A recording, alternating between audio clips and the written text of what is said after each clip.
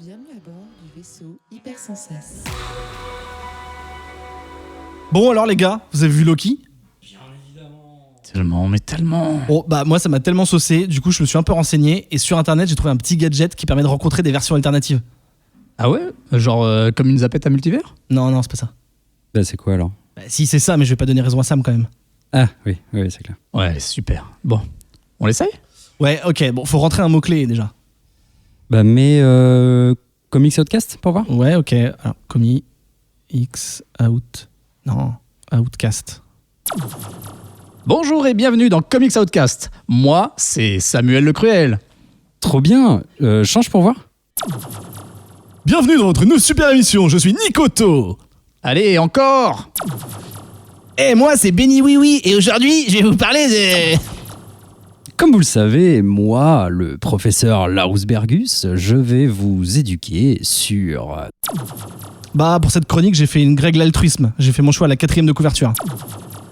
Une fois n'est pas coutume, mais moi, l'émir fan 2000, n'aura pas aimé un titre de Monsieur Jaff.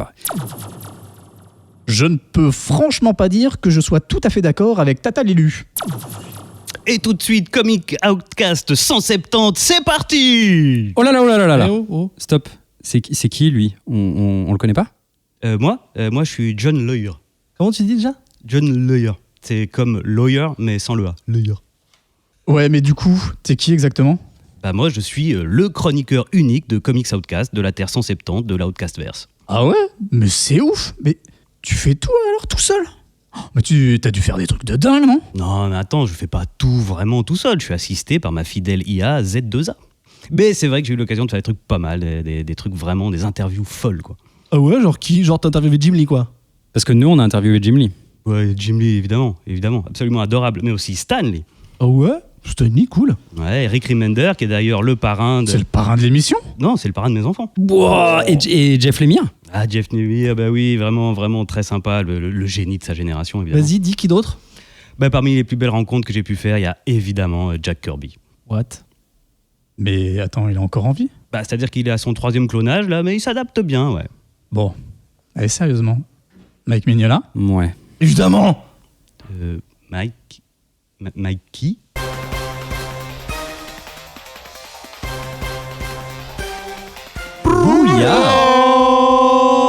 Bonjour à toutes et à tous et bienvenue dans ce que j'appellerais le lancement de cette 170e émission de Comics Outcast, votre podcast, le vôtre, à vous, sur les comics, leurs univers, leurs produits, séries ou films dérivés.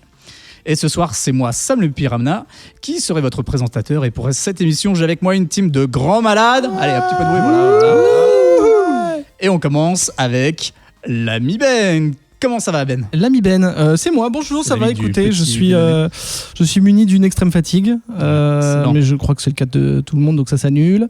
Et sinon, ça va. Je suis très content de faire une émission au studio. En plus, ça faisait longtemps que j'avais Et pas, oui, voilà, ça fait de retour, et plaisir. c'est pour vous jouer un mauvais tour. Et alors, Ben, est-ce que tu lis des choses toi, en ce moment ? Je lis quoi ? J'ai lu Ultra Mega. J'attends Greg pour Grégo pour le chroniquer parce qu'il y a des kaiju et il y a des mecs en slip, donc c'est tout à fait sa cam, qui est hyper bien. Parce que c'est Et- ultra méga bien. C'est ultra méga bien, c'est ultra méga intéressant. Il y a de la baston, il y a un petit peu de chialade. C'est très joli parce que c'est James Aren par exemple, le mec qui fait Rumble par exemple. Et puis j'ai lu également un truc qui s'appelle Superman Red and Blue, qui est un genre de recueil de décès. C'est des petites histoires de Superman et tout mal. est en. T'as lu ? Ouais, j'ai bien aimé. Tout est graphique. Alors déjà, c'est que des petites histoires sur des thèmes. C'est des histoires très courtes, donc ça permet aux auteurs et aux illustrateurs de raconter un truc très rapidement. Et puis l'idée, c'est que c'est tout en rouge et bleu puisque c'est Superman. Donc voilà. Je sais qu'il est sorti Black and White pour Batman, Ouais. et je viens de voir qu'il y avait un truc qui s'appelait Black and Gold pour Wonder Woman. Donc j'imagine qu'ils vont faire toute la GLA. Peut-être un Green and Black pour Green Lantern, je ne sais pas, ou un Gold and Red pour Flash. On ne sait pas. On verra. En tout cas, c'est cool. C'est des petites anthologies. Ça se Pour lit vite. Booster Gold. Oh là là, Booster Gold, c'est vrai ça. Et tu nous parles de quoi, toi, Ben ? Je vais vous parler de mon coup de cœur de cette année, tout simplement. Tout Voilà, je suis simplement. pas sûr qu'il y ait un truc qui me chamboule plus cette année alors qu'on est à la moitié, mais voilà, tout simplement. Excellent. Notre deuxième chroniqueur de la soirée, vous ne l'avez pas entendu dans cette blague d'intro, Et pour cause, il nous a abandonnés. Oh là là, c'est pas sympa. Non, le pauvre est cloué au lit. On lui souhaite un très bon et un très prompt rétablissement Oui. à notre ami Ketrus. On lui fait des bisous. Du coup, Ketrus, je ne te demande pas ce que tu dis en ce moment. Bah là, en ce Et moment, il dort, je pense. Mais... Je ne te demande pas de quoi tu vas nous parler aujourd'hui. Bah, je vais le faire pour toi. Tu vas nous parler de petits cow-boys et de tête en feu et d'indiens Ouais, également. C'est pas mal, c'est pas mal. Alors du coup, je vais vous lire mon introduction telle que je l'avais prévue au début, c'est-à-dire comme s'il y avait Ketrus. Imaginez-vous Ok. il est là, il est beau en Oui, plus. bonjour, c'est il est présent. Ketrus. Ouais, Oh, tu oui. fais vachement bien. J'aime bien, là, j'ai une barbe. C'est entre Winnie l'ourson et Ketrus. Ouais. Et donc c'est avec ces deux-là que j'ai fait ma première émission de Comics Outcast, il y a de cela C'est vrai. 83 émissions dans une ambiance chill de ouf. J'ai donc profité de leur présence à tous les deux bienveillante. J'y crois pas trop, mais je tente la psychologie inversée comme avec des enfants finalement. Ça marche plutôt bien. Pour faire venir mon grand pote dans l'émission. Salut Jean Vocal Acteur. Oh, c'est son nom entier. C'est son nom en entier, il est complet. Salut, bonsoir, je suis ravi d'être là. Bienvenue chez nous dans ce studio parce que on n'était pas censé l'avoir encore dit, mais on a remis les pieds au studio et ça fait bien plaisir. Comment tu vas, Jean, exactement? Ça va bien, ça va bien. Content d'être là, pas trop stressé? Je suis complètement stressé. C'est bon, ça va, t'es bien là, t'es bien assis, c'est bon? Est-ce que tu lis des choses, toi, un petit peu, Jean, en ce moment? Je viens de terminer Sandman. Ouais. Qui m'a flambé la tête, tellement flambé la tête que je pense que je vais le recommencer dans la foulée, parce que je D'accord. pense qu'il faut ça pour saisir toute la richesse du truc, ce qui est une catastrophe pour ma pile à lire. Voilà, parce qu'il y a quand même 7 gros volumes. Mais sinon, je me tiens à jour sur les sorties VF de Dawn of X. Voilà, ça part un peu dans tous les sens, mais dans l'ensemble, c'est quand même excellent. Et on en reparlera une autre fois, de toute façon, de Sandman. Est-ce que toi, tu vas nous parler de quelque chose aujourd'hui? Oui. De quoi? Vas-y, balance, tease. Je vais vous parler de taches d'encre et de taches de sang. Ouh là. Ouh, ça envoie du patel. On voit du patel. Du patel, ouais. Dev Patel. C'est Dev, le c'est entre lecteur, le paté et Mattel, tu sais, la Très bien, pour les jouets. Parfois chroniqueur, parfois animateur, quasiment toujours réalisateur, mais à jamais dans nos cœurs, c'est Adrien Z2E. Oh, Oui, c'est beau. bonjour. Putain, on n'avait pas eu d'intro comme ça. Moi, j'ai eu c'est l'ami Ben. Super. Bah voilà, Génial. bon, écoute. L'avis du Benny Déjeuner. Très bien, très bien. Tu vas bien, mon Chad? Ça va très bien, écoute, je suis à nouveau, c'est ma deuxième émission du coup dans le studio depuis la rentrée. La rentrée juste avant les vacances. Mais c'est bien, je suis content d'être là. On est content de te voir. Oh tu es beau et tu es plein d'allure. Tu lis des trucs, toi, en ce moment? J'en ai 6. Je lis des trucs en ce moment. Eh ben, écoute, pas de comics, mais je viens de finir l'Anomalie, le Goncourt de l'année, qui est, qui est pas du tout justement très Goncourt finalement. Je crois que je l'ai lu sur recommandation. Alors du Discord, c'est sûr. Peut-être que c'était Fanny. C'est quand j'ai râlé là sur la science-fiction. Mais vous savez qu'en ce moment, je râle beaucoup et beaucoup sur la science-fiction. Et on va se battre là-dessus. Et on m'a recommandé prochainement. l'Anomalie. Et effectivement, c'est de la science-fiction qui change un petit peu. Donc, c'était très agréable. Mais donc, pas vraiment de comics, je crois. Voilà. Et ce soir, je ne vous parlerai de rien du tout, puisque je suis pas chroniqueur en fait. Moi, je suis pas payé ce soir. Je suis pas- C'est dommage, j'aurais bien aimé Je suis que pas tu vraiment remplaces acteur. Je suis projectionniste. Bon, au final, du coup, on a 2 chroniqueurs avec leurs reviews respectives. On a un animateur, on a un réalisateur. Je ne vous en dis pas plus, mais on a un focus sur l'enfant de la malice. Et on conclura cette émission Denis. avec Hors les bulles qui devrait bien vous faire plaisir. Alors, sans plus attendre, Comics Outcast 170. C'est parti!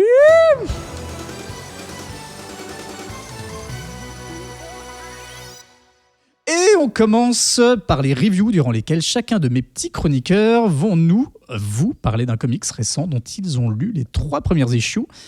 Et Grégo n'est pas là, donc je suppose que tout le monde a bien lu tous ces titres. Et bien, Oh, une c'est- balle perdue à tête chercheuse. Putain, mais ouais, Avant de commencer, bazooka quoi. Jean, j'ai une petite question pour toi. Oui. Est-ce que tu lis debout? Quoi? Parce que pour moi, ça aurait dit beaucoup. Waouh, putain, vache. Très bien. On attaque donc directement avec Jean qui vient nous parler vache. d'un titre de chez DC Comics, Black Label, écrit par un petit auteur qui commence à percer un tout petit peu, je ne sais pas si vous connaissez, j'ai nommé Tom King, avec Georges Fernès. Jorge, non? Ouais, Jorge Fernandez. Jorge, Je ouais, pense, peut-être, je ouais, pense, peut-être oui, Jorge, oui. peut-être. Et donc pour le dessin, et à la couleur, pareil, un petit qui débute gentiment, Dave Stewart.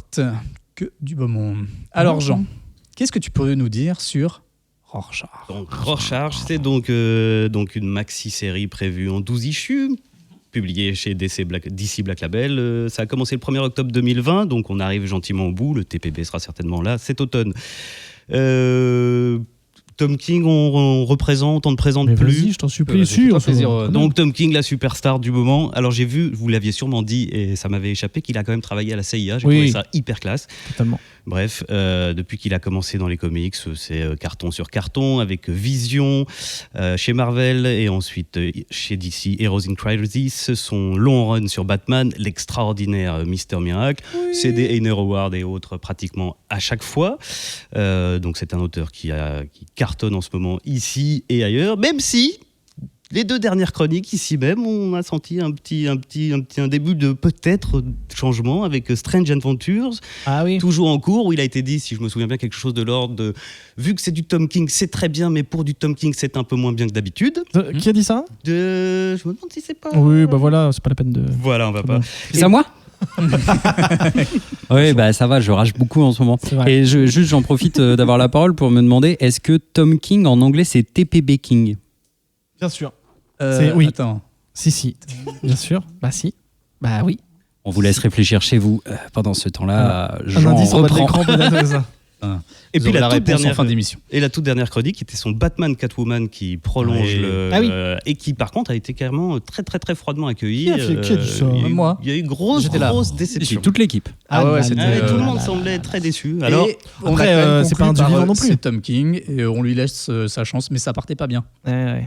Alors bon voilà exactement. Est-ce que c'est le début de la fin ou est-ce que c'est juste le relâchement au Ce début n'est- de ce n'est deuxième qu'un set homme. Après son début sur Batman, je l'ai pas trouvé ouf non plus. Hein, si on veut débattre. Batman, la série régulière? Ouais, Oh, le il- début, attends, ça a mis longtemps, c'est toute bien. l'histoire avec I'm Gotham. Et, Mais après, même les auteurs et et autrices qu'on aime beaucoup, ils font pas que des cartons. fait, hein. tout à C'est vrai fait. que Et là, puis, Jean a listé plein de trucs où il excelle dans 90% de ses trucs, donc c'est pas très grave qu'il fasse un truc moins bien. Tout à fait. Et On va le défoncer, c'est tout. Je trouve juste qu'il a tendance à commencer un petit peu au ralenti. Et surtout, il fait beaucoup trop de choses. C'est Ouais, comme ça, Jeff Lemire. Bon, Jeff Lemire a pas, pour l'instant, n'a pas fait des trucs trop négatifs, mais enfin. C'est un peu comme. Si, qu'est-ce qu'il y a? Ah, bah voilà. Oh, allez, regardez, c'est moi qui le dis, tu vois. Voilà, mais très bien. C'est moi qui le dis, bah, il faut Ce ne sont reconnaître. que des humains. Mais oui, mais c'est bien, c'est bien. Bien sûr, Nous il est sommes en mode rage en ce moment. Est-ce qu'il est salé peut-être? Reprends, Jean. Au Reprends, Jean. dessin, nous avons donc qu'est-ce qu'on dit, Roré. Ouais, on Roré peut dire Fernès. Georges. On peut dire Georges, car nous sommes francophones. Voilà, au dessin et au cover qui sont magnifiques. C'est un artiste espagnol qui a fait ses débuts ses débuts chez DC et qui ensuite a beaucoup bossé pour Marvel. Alors j'ai lu que le mec quand même au début de son arrivée aux États-Unis, il travaillait dans un garage et il dessinait la nuit. Donc le mec Putain. avait la rage. Ah, c'est une origin story à la Rocky, quoi. Voilà, jusqu'à Très ce que il Ou à la Steve franchisse Jobs. le pas. Il a beaucoup- C'est vrai. il a fait une ou deux issues sur le Batman de Tom King, mais sinon il y a beaucoup de choses plutôt chez Marvel, les Thunderbolts, Wolverine et les X-Men, Amazing X-Men en 2015. Du coup ça m'intéressait parce que c'est très différent de Rorschach. Je suis allé jeter un œil. Ce qui m'a surtout frappé, c'est que son dessin a vachement changé, que c'est vachement mieux maintenant. Donc voilà. L'évolution. Il a fait un truc aussi chez Aftershock, je crois, qui s'appelle Hot Lunch Spécial. Je vous le conseille, c'est hyper. Bah, d'ailleurs, c'est un peu dans la veine de Rorschach, c'est un peu le polar noir, un peu quoi. Hyper bien. Et dernièrement, il était aussi sur Daredevil de Chip Zdarsky. Meilleur gars. Voilà, que je mentionne juste pour parler de son partenaire, Crackers Hutch, évidemment. Oh là là là là, les petites références, on aime ça. Oh ouais, donc, Jean. 5000 l'a pas, mais Rorschach, c'est pas grave. Ça nous parle de. Et puis, on est quand même obligé de mentionner la couleur, les amis. Ah, je sens bien, mais la Non, couleur. si, c'est très bien. On est Vas-y. obligé, et surtout vous, Ouais, tu vas pas Oui. faire le. surtout vous, les tu Mignola vas pas Boys, faire toute la liste, quoi. sans déconner. Ouais. Donc, Dave Stewart, énorme travail sur tout ce qui est Hellboyverse, donc je vais pas tout citer. Non. Mais à côté de ça, juste le Luthor Si, de vas-y. Brian Azzarello Oui, et le New Frontier de Darwin Cook, quand même. mais je pense qu'il est dans le top 5 des coloristes. Ouais. Et c'est juste- Oui. La liste de prix, d'ailleurs, elle est trop longue. Hein, pour... Oui, non, mais on les voit. Enfin, tu te demandes comment ils font pour faire tout ça. Attendez, excusez-moi, je vous ma canette pour ne pas te déranger. Voilà, très bien. Merci. Pendant que tu bois, d'ailleurs, j'essaie de meubler un peu. Merci. Alors, c'est parti. Rorschach. Bon, Alors moi, quand on m'a dit tu vas venir à Chronique Outcast, d'abord j'étais content. Après on m'a dit qu'est-ce que tu vas chroniquer. Là j'ai eu peur parce que je me suis dit mais mon Dieu, moi d'habitude je me tiens au courant par Comics Outcast. Alors comment je fais? Donc je suis rentré chez mon revendeur habituel en me disant pourvu que je trouve un truc. Et quand j'ai vu Tom King et Rorschach sur la même couverture, je me suis dit bon, seule inquiétude ce serait que c'est déjà été traité. C'était pas le cas, donc c'est parti. On attaque juste l'intro, première planche du premier numéro. Rorschach meurt. Donc c'est une planche super impactante. Ah oui, de planche 1, issue 1. Une planche super forte, 5 cases verticales. Il avance en direction du lecteur en hurlant le nom d'une femme, en l'occurrence Laura, et il se prend 4 ou 5 bastos, dont la dernière, un headshot qui lui éclate littéralement la face. Boum, première case. Deuxième case, qui est en fait une double planche, une magnifique vue d'ensemble qui nous donne toutes les informations dont on a besoin à ce moment-là. On est sur un plan plongé d'une salle des congrès lors d'un meeting d'un candidat à la présidentielle américaine du nom de Turley et sur une passerelle en hauteur, donc au premier plan puisqu'on est en plongée, on découvre le cadavre de Rorschach, en face de lui le cadavre d'une jeune femme, a priori la Laura en question, qui est déguisée avec un costume de cow-boy très carnaval avec un petit masque, et un fusil de sniper posé avec elle, manifestement en direction de la tribune, et des bulles de voix qui disent « Ok, c'est bon, il n'y a plus de danger ». Donc voilà, en une case, en une planche, en 2 planches, on a tout ce qu'il faut. Et moi déjà à ce moment-là, j'ai dit c'est très bien, vous aurez mon argent, je veux tout savoir, j'achèterai le TPB, tout ça. Donc, vous l'aurez compris, dans Rorschach, on ne suit pas Rorschach, puisqu'il est mort. On va suivre l'enquête. On va suivre un enquêteur qui a la particularité d'ailleurs d'être...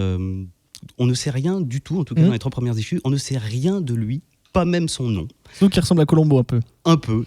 C'est l'archétype de l'enquêteur à un père. Et il est tellement archétypal. Je pense qu'il a une mère aussi, mais après, bon. Oh là là. Oh, ça va. Non mais là, ce qui est intéressant, c'est que je pense qu'effectivement, je l'ai noté aussi, mais ça prouve que c'est genre le gars, il n'y a rien d'autre que sa mission, quoi. Il n'y a rien d'autre que son enquête. Il s'encombre pas de nous montrer des trucs sur lui. Lui n'est pas important, c'est l'enquête qui est importante, quoi. Oui, et moi je trouve qu'en plus ça provoque cette figure en creux. Du coup, on l'oublie et on est à sa place, quoi. Ouais, moi je me suis quand même attaché, mine de rien, à ce gars-là. Ouais, un petit peu. Il a un peu, d'une certaine façon, disparu. J'étais là, moi, un peu à dire ah ouais, ok, il y a ça comme info, comme oui, parce que tu t'enquêtais toi-même. Ouais. Comme si je prenais sa place. Donc, l'affaire, c'est donc cette tentative de meurtre sur un candidat à la présidentielle américaine. Il faut noter que l'histoire se passe dans l'univers de Watchmen, évidemment, et de nos jours, enfin en 2020. Un 2020 qui a évolué technologiquement pas comme nous, puisqu'on a une ambiance plutôt années 70, et en termes de technologie, il n'y a pas de smartphone, on est sur du pager et de la cabine téléphonique. Et il est chargé d'éclaircir les circonstances de cette tentative d'assassinat pour savoir si c'était juste 2 malades ou s'il y a une grande conspiration derrière. Donc on démarre très simplement avec d'abord l'autopsie. Ils ont tout de suite l'identité de la jeune femme, Laura Cummings, 19 ans, qui vient d'une petite ville des États-Unis. Quant à l'homme qui portait le costume de Rorschach, on ne sait pas, ses empreintes ne donnent rien. Son visage a disparu puisqu'il a pris une balle dans la figure et ça, par contre, on sait qu'il a environ 80 ans, ce qui est quand même pas... Il est en bonne condition. Il est en bonne condition physique pour un homme de 80 ans. Et on a trouvé sur eux une cassette qu'à ce moment-là, ils ne peuvent pas lire, parce que même s'ils n'ont pas évolué aussi vite que nous en technologie, apparemment, lire une cassette qui date des années 60, c'est quand même compliqué, ils n'ont pas l'instrument, donc bref. L'enquête se poursuit, on a un interrogatoire d'un des gardes qui a rencontré Rorschach au moment de l'affaire, il y a eu des échanges de coups de feu, il va mourir. Il y a un flou là aussi, on ne sait pas, finalement on dit que c'est les services secrets qui ont abattu Rorschach et son acolyte, mais on ne voit jamais, on ne sait pas, il y a un flou là-dessus, je pense qu'on en saura plus tard. Et mais surtout, alors ça commence à devenir un peu fou, c'est quand on entend ce qu'il y a sur la cassette. Sur la cassette, on a en fait l'enregistrement d'une séance de spiritisme. On a 4 personnes qui sont en train d'essayer de prendre contact avec des esprits. Et ces 4 personnes, c'est pas n'importe qui, puisqu'il s'agit de Otto Binder, de Randy Cox, de Frank Miller et de William Meyerson. Alors, il faut savoir que les 3 premières personnes que je viens de citer existent dans la vraie vie. Otto Binder, c'est donc un scénariste et auteur de SF monstrueux qui a juste créé Supergirl, La Légion des super-héros, La Forteresse de Solitude, La Kryptonite Rouge. Randy Cox, c'est quelqu'un qui a écrit un petit peu pour les comics, mais qui était surtout un collectionneur. Frank Miller, c'est Frank Miller. Je connais pas. Quant à William Meyerson, là, c'est le seul personnage inventé pour l'histoire par Tom King. Mais il y a un truc de malade à propos de cette cassette, c'est qu'elle existe dans la vraie vie. Ok. Ah, ok. Elle existe dans la vraie Et c'est vie. qui le 4e gars du Alors, le coup 4e, c'est un homme qui s'appelait Tom Fagan, qui était aussi quelqu'un qui a participé au monde des comics, qui, notamment dans des fêtes autour d'Halloween, qui mettait en avant les comics. Enfin, quelqu'un de très important. Et donc, Tom King l'a remplacé par son personnage fictionnel. Mais les 3 autres, c'est vrai, et le texte, on le trouve dans une biographie d'Otto Binger où il y a le compte-rendu exact de cette séance de il s'est pas fait chier, quoi. Non, mais c'est pas intéressant, j'avais pas du tout ce détail-là, c'est cool. Moi, quand je suis tombé là-dessus, par hasard, je fais waouh, sans déconner. Et donc, par contre, le personnage inventé pour l'occasion, c'est William Meyerson, qui est un auteur de comics très connu pour avoir créé un pirate du nom de Pontius Black. On comprend que dans ce monde, les comics de pirates sont un peu l'équivalent des comics de super-héros dans notre monde. Il y a d'ailleurs, on voit une grande affiche du prochain film Pontius Black qui va sortir, etc. Oui, c'est leur MCU à eux, quoi. C'est leur MCU à eux. Et ce mec-là, en plus, c'est un auteur qui est reclus depuis 30 ou 40 ans. Il n'est pas sorti. Et par différents recoupements que je vous épargne, que vous lirez, ils en viennent à penser que c'est sûrement lui qui portait le costume de Rorschach et qui était donc avec cette jeune femme. On en est là. Et fin de la première issue. On en parle ou pas ? Après, si. Ouais, il en reste 11 derrière. Donc Oui, non, mais vas-y, écoute, essaye de pas spoiler les trucs. En fait, en général, on essaye de pas spoiler les trucs qui sont cool de découvrir, mais tu peux donner ton avis. Oui. Non, mais vas-y. Oui, c'est-à-dire que c'est un gros truc. En même temps, ça participe de la hype pour la suite, quoi. Donc, mais si ça t'empêche de dire ce que tu veux dire, dis-le. Si c'était à la fin de cette première issue, et pardon pour le spoil, mais il restera 11 issues derrière. Il se trouve qu'on a retrouvé des empreintes de Walter Kovacs, le Rorschach originel, et ces empreintes correspondent au cadavre. Et on en est là à la fin de la première issue. Alors je suis obligé de faire un petit détour sur un truc. Il y a un truc qui m'a perturbé, c'est pour ça que j'en parle, dans cette dernière planche, c'est qu'il y a un bug de date. Et je n'arrive pas à croire que c'est une erreur, et en même temps, je ne vois pas pourquoi. Parce qu'ils pourraient pas avoir 80 ans, là ? Non, c'est pas ça, c'est parce qu'ils disent qu'ils ont retrouvé les empreintes. En prison. En prison, ouais. Avant qu'elles soient détruites, etc. Et ils disent que c'était en 86. Or, les événements dans Watchmen, j'ai vérifié, c'est 85, il n'y a pas de doute. Et du coup, et en même temps, 86, par contre, c'est la date de publication de Watchmen. Alors, je ne sais pas dans quelle mesure il a... Et après, est-ce qu'ils disent qu'ils les ont retrouvés en 86 ou est-ce qu'ils les ont... Non, ils disent qu'il était en prison en 86. Mais alors, moi, la question que je me suis posée, c'est... en fait, j'ai lu à la fin de la première issue, ils interrogent George Fornez, pardon. Et il doit avoir chaud du coup, Georges Fournaise, qui en fait on lui demande est-ce que c'est cool machin, etc. Et en fait il dit que c'est cool que ça prenne place dans l'univers de Watchmen, mais que si on connaît pas trop Watchmen c'est pas grave. Et d'ailleurs moi je suis pas méga au point et voilà. Mais du coup est-ce que c'est vraiment canon dans l'univers de Watchmen ? Est-ce que c'est dans notre monde à nous mais inspiré ? Parce que tu vois le masque de Rorschach il est vendu dans les trucs d'Halloween, ce qui est normal même dans Watchmen.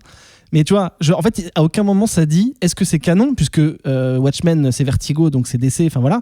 Est-ce que c'est dans notre monde mais inspiré ? Enfin, tu vois, on sait pas vraiment. Enfin, si, après il y a les histoires d'extraterrestres et tout, mais. Quand même de l'extraterrestre, voilà. Mais du coup, je me dis, est-ce que c'est pas une espèce de ligne méta un peu floue ? Mais après, ça serait étonnant qu'il soit trompé dans la date quand même. Et justement, ça m'étonne qu'il soit trompé. Ouais. Alors, est-ce que c'était plus pour faire un clin d'œil à la date de publication ? Je ne sais pas. Mais à mon avis, c'est plus ça. Ou alors pour faire chier les fans, et du coup, ça a marché. Ouais, très bien marché.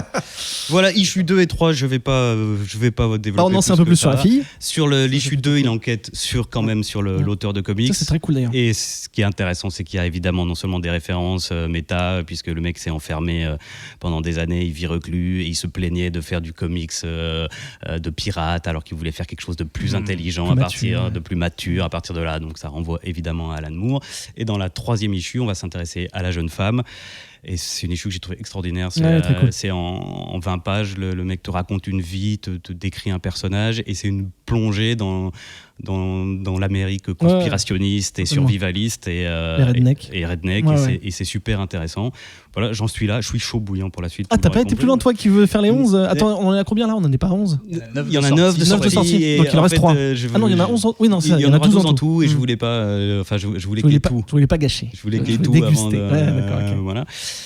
Moi, vous aurez compris que ça m'a plu. Ce que j'adore, c'est que ça respire l'intelligence à un niveau incroyable, tant dans l'écriture que glisser vers l'artistique, que dans le découpage, dans l'utilisation des couleurs. C'est absolument dingue. Donc il y a cette ambiance des années 70. Au niveau du découpage et du dessin, on est sur quelque chose d'assez classique. Voilà, on est sur de la case carrée, nette. On est sur un dessin... Ça a l'air un peu bête dit comme ça, mais d'une lisibilité extraordinaire. Et c'est hyper important quand tu es dans une histoire qui est partie pour être super complexe. Mais il y a quand même une identité, je trouve. Oui. Tu vois, moi je le rapproche un peu d'un gars comme Chris Samney, tu sais, qui a des dessins très anguleux, très réalistes, mais il y a quand même un petit côté cartoon vraiment très léger. Oui. Et du coup, je suis d'accord avec toi, c'est hyper lisible. Et c'est très plaisant parce que du coup, tu suis une enquête, tu fais attention aux moindres détails, donc c'est très cool qu'il y ait ce dessin très clair. Au niveau du découpage, il y a évidemment des références au Watchmen originel avec pas mal de gaufriers en 9 cases ou 12 ou 15. Mais aussi, alors qu'il n'y a pas beaucoup d'action, je trouve qu'il y a dans le choix des angles de vue et il y a des effets de contraste qui sont hyper forts, notamment dans la 3e issue, une planche qui est découpé en 3 horizontalement. En haut, en bas, c'est le présent, le enquêteur, et c'est plutôt pastel d'ailleurs. Et la bande du milieu, c'est le flashback sur la mort de la fille. C'est noir et elle se découpe en rouge au moment où elle prend la balle. Et des effets comme ça, il y en a plein. Et c'est intelligemment fait, et ça donne une vraie dynamique. Et puis la couleur. Tu sais, ça me fait penser un peu, vu qu'il enquête, il va sur les lieux, il va chez l'auteur de BD, enfin de comics et tout. Et en fait, effectivement, le découpage du présent et du passé, t'as l'impression, enfin, c'est un peu comme dans les films quand ils visualisent la scène de crime avec ce qui s'est passé. C'est hyper bien, c'est très élégant, je trouve ça hyper clair, élégant, hyper élégant. C'est un bon... Et du coup, on est dans une ambiance qui se rapproche de quoi, d'une histoire noire, un petit peu à la polar, détective. Ouais, complètement. C'est pas très super héroïque, enfin quasiment pas d'ailleurs. C'était mon question. Du coup, on ne voit pas ni de héros masqués comme on peut. Il y a la jeune fille qui a un masque un peu comme le masque de Robin là. Enfin, c'est tout fin c'est un masque de carnaval, effectivement. Mais à part le masque de Rorschach, effectivement, il y a pas de. Et dont on précise d'ailleurs que c'est un masque pas comme le Rorschach original, il bouge pas. Il est pas vivant. Les taches qui bougeaient. Il dit non, ça c'est un truc d'Halloween, les taches ne bougent pas. Après, dans l'univers de Watchmen, à l'origine, de la magie ou autre, il y en a relativement peu, c'est-à-dire qu'il y a Dr Manhattan qui concentre tous les pouvoirs et tous les autres sont normaux. Donc là, pour l'instant, on est vraiment sur du polar noir sans fantastique, mais ça va venir. Parce que d'abord, il y a cette histoire de séance de spiritisme, et puis il y a une référence à John Carpenter dans le issue 1 qui m'a sauté à la gueule. Dans la boutique de masques, on voit un sac sur lequel c'est écrit Halloween, bon jusque-là, ok, mais c'est aussi écrit Prince of Darkness, qui est un film de John Carpenter, et qui est un film qui parle de l'existence réelle d'une entité qui est le mal absolu. Et le truc est tellement mis en avant dans la case que ça peut pas être un hasard, et donc ça fait planer l'idée d'un mal absolu quelque part dans cette histoire. Bon bref, vous aurez compris, je suis à 2000%. Okay. Tu vois, ça pourrait être, moi qui suis, je sais pas d'ailleurs si Jean t'as déjà lu ça, les trucs de Ed Brubaker et de Sean Phillips, tout ce qui est Criminal, Kill or Be Killed, tout ça. En fait, c'est du polar, pour moi c'est vraiment du polar classique, et ça pourrait totalement être une histoire de Criminal, ce truc-là. Mais je pense que le fait que ce soit dans l'univers de Watchmen, au-delà du côté fanboy et de toute la mythologie qui existe, mythologie, oui c'est ça. Ça permet effectivement d'avoir ce message sur l'Amérique, c'est ce que disaient les gens sur la critique de l'Amérique, directe ou indirecte. En fait, il y a déjà un bagage qui est derrière. Ils utilisent, enfin Tom King en tout cas, utilise cet hommage à Watchmen, mais c'est pas juste un gadget. Parce que ça aurait très bien pu tenir en histoire classique. Tu dis bah voilà, il y a des gens qui ont essayé d'assassiner le président, enfin le futur. Mais le fait que dans le fond, même les trucs qui sont sous-entendus, les gens, même, tu vois, moi je te dis, je connais pas, enfin, j'ai pas lu Watchmen en entier. J'ai pas lu Before Watchmen, j'ai pas vu la série télé, enfin, tu vois, je suis assez. Pas vu la série télé. Non, mais j'adore, hein, c'est juste que j'ai pas pris le temps de faire ça. Du coup, il me manque plein de refs, mais je me suis pas du tout, à aucun moment. Si, il y a juste le côté sur les squids là, voilà, j'ai dû googler pour me dire, voilà, bon, ça m'a spoilé du coup un peu la série télé, malheureusement.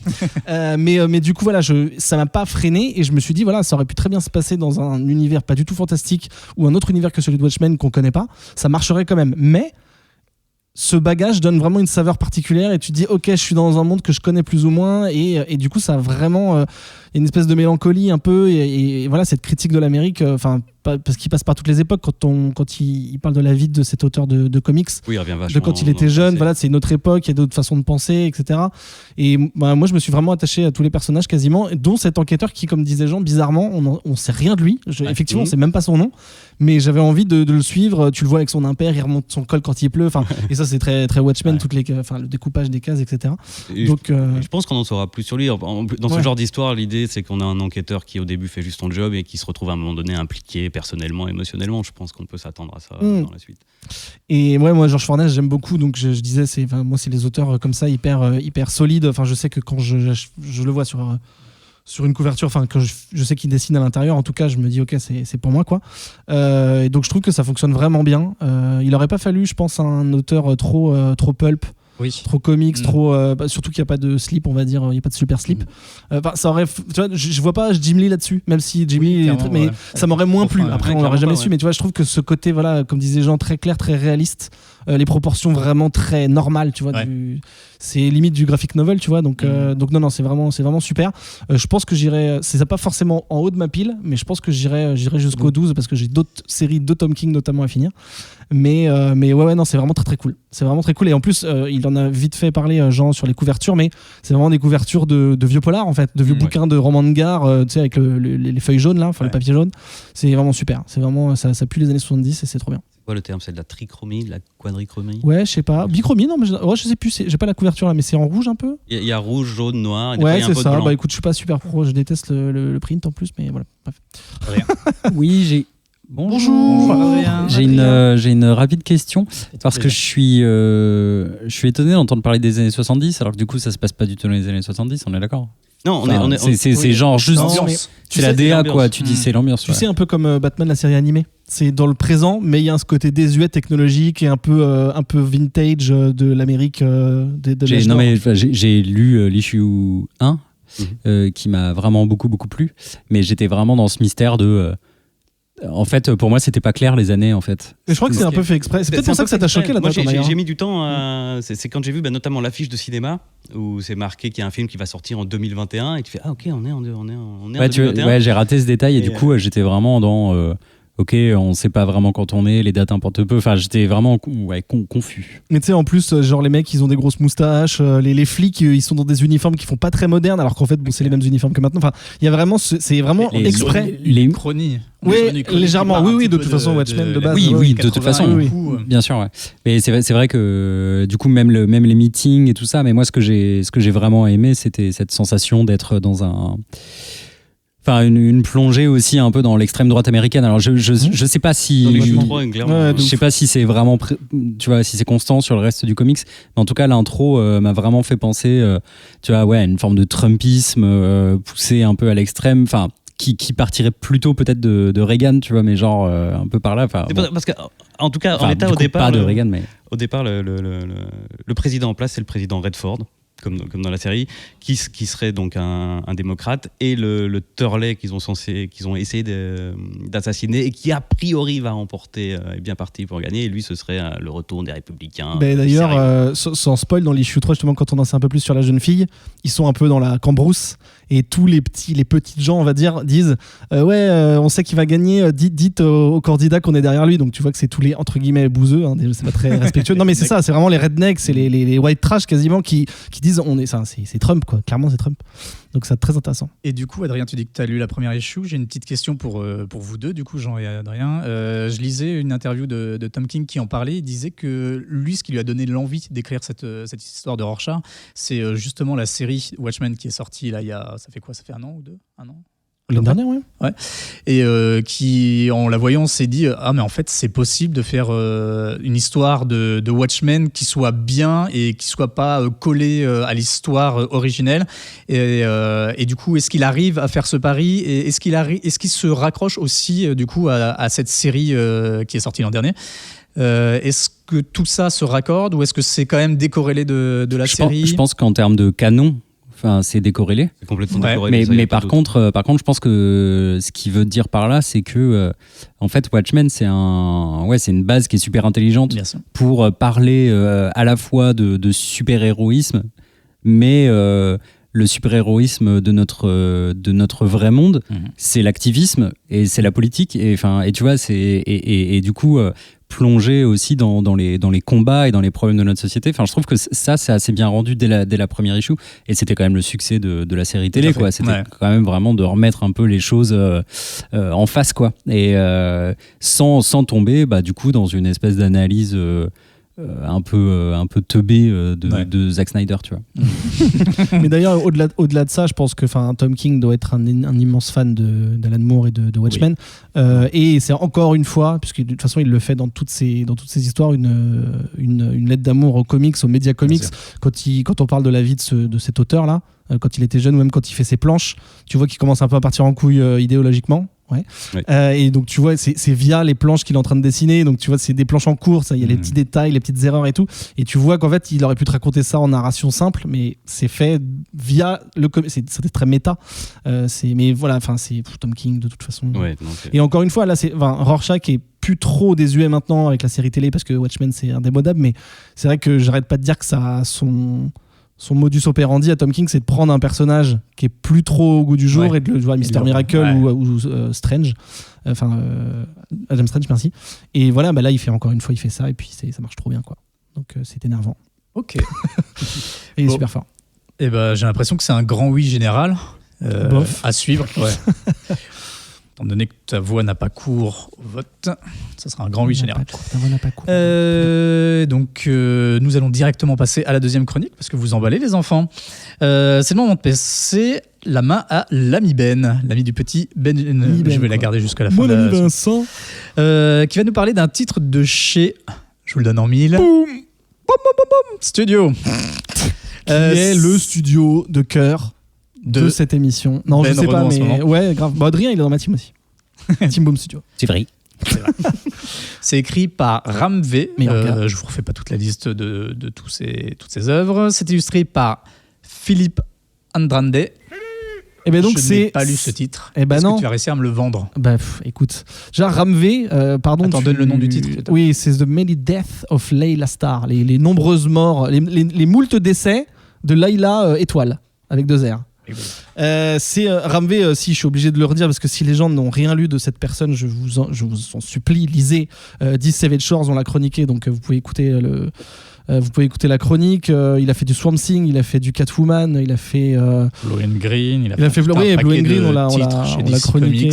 En fait, en gros, c'est autant on dit que Tom King c'est le daron chez DC, là Ram V il est vraiment en train de tout exploser. C'est pas encore un daron, mais il y a 5 ans je pense il était pas pas connu dans le comics mainstream, et donc ça me fait vraiment plaisir de le voir tout exploser, quoi. C'est quelqu'un que j'aime beaucoup, et donc quand j'ai vu cette cover je me suis dit ok, Ram V ça va me plaire. Ram V, Ram 5, et les dessins m'ont éclaté la gueule. Je connaissais pas du tout Philippe Andrade. Je crois qu'il vient plutôt Ah putain, ça y est. Je crois qu'il vient plutôt du comics soit traduit. Je dis une connerie, je pense qu'il est pas, je sais pas s'il est espagnol, mais c'est possible. Et donc je le connaissais pas, mais ses dessins m'ont rendu complètement dingue, et avec la poésie de Ram V, ça fonctionne extrêmement bien. Tu l'as dit, chez Boom Studio, c'est une série en 5. Du coup il en reste 2, 3, mais bon, je caresse toujours l'espoir qu'il ensuite y ait Layla Star, The Return, tu vois, des trucs comme ça. Dans les comics on n'est pas à l'abri d'une surprise. Je préfère ça qu'un truc qui est prévu en 25 et après c'est décevant, tu vois. Donc qu'est-ce que ça raconte? On est en Inde, on est à Mumbai. Je crois qu'on dit plus Bombay, j'ai essayé de chercher, mais je crois que ça se dit plus, c'était anciennement, mais je crois qu'on dit Mumbai en tout cas. Bon bref, en Inde, donc la ville qui grouille, et puis on est en fin de journée, on est dans les embouteillages. Ça grouille, c'est une fourmilière, il fait chaud, les gens klaxonnent, les gens crient, et dans une des voitures il y a Madame Shah, S-A-H, exactement, Madame Shah, S-H-A, on aime ça, j'ai pu, bref, qui gueule elle aussi au téléphone, et elle gueule aussi sur son chauffeur de taxi en lui disant de se grouiller le cul. Pourquoi? Parce qu'elle est enceinte et qu'il se dirige vers l'hôpital et qu'elle va accoucher tout bientôt. Bon là je vous le fais à ma façon, mais je le redirai tout à l'heure, mais je trouve que Ram V il a une façon d'écrire qui est j'apprends des mots grâce à lui en anglais. Et je trouve qu'il a une prose vraiment. Du coup, je sais pas si prose c'est le mot parce que je trouve que c'est de la poésie, c'est extrêmement élégant et je pense que je vais dire cet adjectif beaucoup de fois dans cette chronique. Au même moment, pendant que Madame Chat essaye d'aller à l'hôpital pour délivrer, comme on dit de façon anglaise, au même moment se passe une soirée étudiante dans un immeuble de la même ville, où ça boit, ça fume, ça chante, ça danse, ça drague. Et il y a un pauvre gars qui essaye de draguer une fille qui a l'air de s'en foutre totalement. Elle est plutôt... elle regarde par la fenêtre, elle est au bord de la fenêtre, elle regarde, elle fume une clope et puis elle laisse son esprit s'échapper. Donc elle en a rien à foutre de ce gars-là. On sait pas trop qui c'est, on sait pas comment elle s'appelle, on sait pas ce qu'elle veut, c'est juste que voilà, elle a pas trop l'air d'être là à sa place.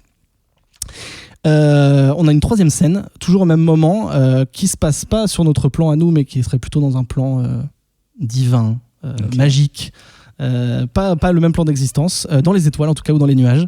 Et on a une jeune femme, enfin en tout cas en apparence elle est jeune, très très stylée, la peau bleue, elle a 6 bras, elle est en tailleur de femme d'affaires, elle a une coiffure extrêmement stylée et elle monte dans cet immeuble qui a l'air d'être un immeuble de multinationale mais dans les étoiles du coup.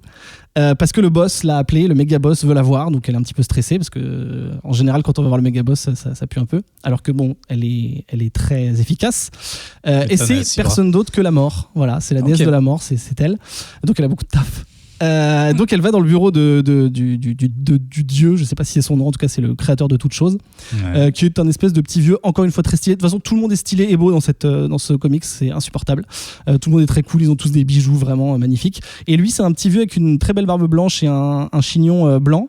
Il a une seule tête mais il a plusieurs faces, plusieurs visages. Alors tout ça j'ai pas vérifié, mais tout ça je pense que c'est inspiré du folklore indien / hindou peut-être, je ne sais pas trop. Et donc il la reçoit dans son bureau et il lui dit écoute oui il y a un truc qu'il faut que je te dise, c'est que du coup en fait on va se passer de tes services. Elle fait comment ça, je suis la mort quand même les gars, tut allô. Il lui dit en fait il y a un être qui va arriver bientôt sur cette terre et qui est celui qui va inventer l'immortalité.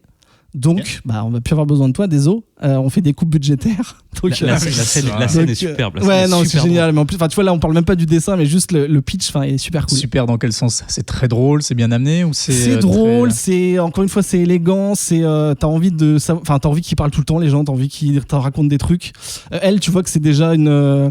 C'est la mort, mais c'est pas la mort avec une cape noire et une faucille. Tu vois, comme je dis encore, c'est une meuf très stylée. Ouais. Tu vois qu'elle est caractérielle, mais qu'elle est aussi, c'est une femme forte. Enfin, tu vois, elle sait ce qu'elle veut et tout ça, donc elle veut pas qu'on la fasse chier. Donc quand on lui dit t'es viré, putain, ça doit faire des milliers d'années qu'elle tue des gens parce que c'est son job. Et on lui dit salut, la porte c'est par là-bas. Et donc du coup elle est dégoûtée parce que c'est quand même le daron qui lui dit que tout est fini. Mais on lui dit t'inquiète, en cadeau de départ on t'envoie sur Terre, on te donne un corps et tu peux vivre comme une mortelle et vivre ta vie. Donc elle a pas du tout envie de ça, mais bon elle a pas le choix, donc elle prend son carton, elle se casse, mais elle va quand même discuter avec l'espèce de secrétaire on va dire du méga boss. Elle va lui demander un service mais on sait pas trop de quoi il s'agit. Et les événements avancent et pendant que Madame Chat est à l'hôpital et qu'elle va accoucher, qu'elle va donner naissance à un petit bébé, la jeune femme, je ne sais pas si on a son nom à ce moment-là, mais bon, en tout cas, elle s'appelle Layla Starr, cette jeune femme qui est près de la fenêtre, va se retrouver dans le vide. On ne sait pas si elle a sauté, on ne sait pas si elle est tombée, on ne sait pas si on l'a poussée. Elle est dans le vide et arrive ce qui doit arriver. Elle est emmenée à l'hôpital puisqu'elle est au bord de la mort. Et donc va naître cet enfant, va mourir cette jeune femme et va être envoyée sur Terre, la mort. Bien sûr. Donc au même moment, la jeune femme qui meurt laisse son corps derrière. La mort prend ce corps-là. Pourquoi, comment? C'est les événements qui sont comme ça. Est-ce que c'est décidé ou pas? Je ne sais pas. Ça sera un des sujets du comics. Je vais bientôt m'arrêter là parce que j'ai pas trop envie d'en parler, mais en tout cas, de spoiler plus. Mais en tout cas, quand elle va se réveiller, elle va avoir un objectif, c'est que si ce gamin l'a foutu au chômage, on n'a qu'à buter le gamin et tout redeviendra comme avant et ce sera super. Voilà, c'est plus ou moins la fin de l'issue 1, donc je vais m'arrêter là parce qu'après on va en discuter avec Jean. Mais petit côté Meet Joe Black. Je me souviens pas trop de ce film. Je vois le film que c'est, mais je m'en souviens plus trop. Ouais, mais en mieux alors. Ce qui est très intéressant, je vais essayer vraiment de pas spoiler parce que moi il y a des trucs que j'ai découverts qui m'ont vraiment plu où je me suis dit ok d'accord, tu vois. Dans les issues 2 et 3, parce que pour l'instant de toute façon c'est les seuls qui sont sortis. Ouais. on va avancer dans le temps, on va avancer dans l'histoire. Les personnages vont évoluer parce que bon, c'est pas trop un spoil de dire que le gamin va pas mourir tout de suite en tout cas. Ok. Sinon il y a plus vraiment de. Sinon elle reprend son job et c'est une issue. On va avancer dans le temps, les persos vont évoluer. Elle va évoluer et ça c'est très intéressant parce que du coup elle est mortelle, mais en même temps elle est consciente. Bah, elle a gardé elle a pas perte de mémoire ni rien, donc elle est consciente de ce qu'elle est et de ce qu'elle n'est plus. Ce jeune bébé qui s'appelle Darius va grandir aussi. Il va avoir ses propres expériences, sa propre vie, ses propres. Putain, j'essaie de pas spoiler, c'est compliqué. Mais Ouais, c'est dur. voilà, c'est ça. Et puis il va y avoir d'autres personnages qui vont rentrer dans l'équation. Et putain, c'est vraiment très dur. Il va y avoir d'autres personnages fantastiques. Ok. Et ce qui est très intéressant, voilà, ça va être ce rapport à la vie, à la mort. Je pense que c'est le sujet de ce comics. Ouais. C'est la destinée aussi, c'est savoir t'es porté à l'existence pour quelque chose, mais du coup on t'empêche de l'être. C'est un peu aussi le sujet du focus, c'est un peu marrant. Est-ce que tu dois faire, enfin, quand t'es prisonnier de quelque chose, est-ce que tu dois te résigner ou est-ce que tu dois essayer de dire non, c'est pas ça ma vie. En fait, c'est totalement le truc du focus. Et du coup, j'ai trouvé que c'était également, donc, encore une fois, c'est très élégant. Ça parle du deuil, ça parle de la mort. C'est très mélancolique et à la fois, je trouve ça très inspirant et ça me donne beaucoup d'espoir. Tu vois, notamment, il y a une scène de funérailles qui est magnifique. Je reviendrai après sur le design, mais en fait, c'est triste, mais en même temps, je sais pas, il y a un espèce d'élan de allez, la vie. Enfin, je sais pas comment. J'ai pas senti beaucoup pour le coup de mélancolie, de tristesse. Ouais. Ça reste.